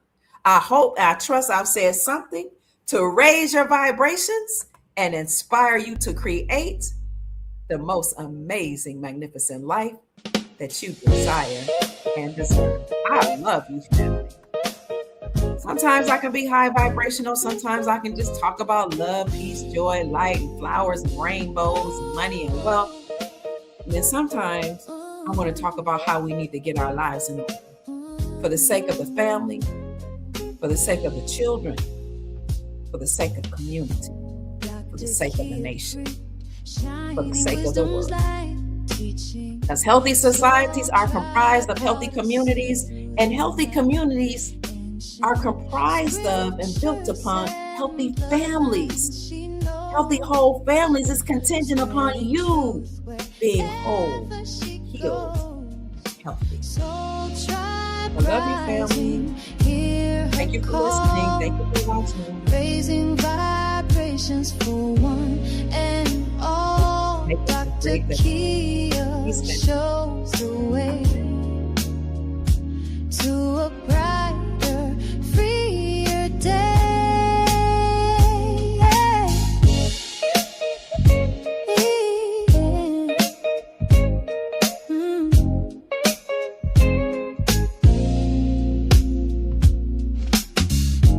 Through her channel, knowledge flows, breaking chains that hold us close, teaching paths to abundance and wealth, guiding others to free themselves.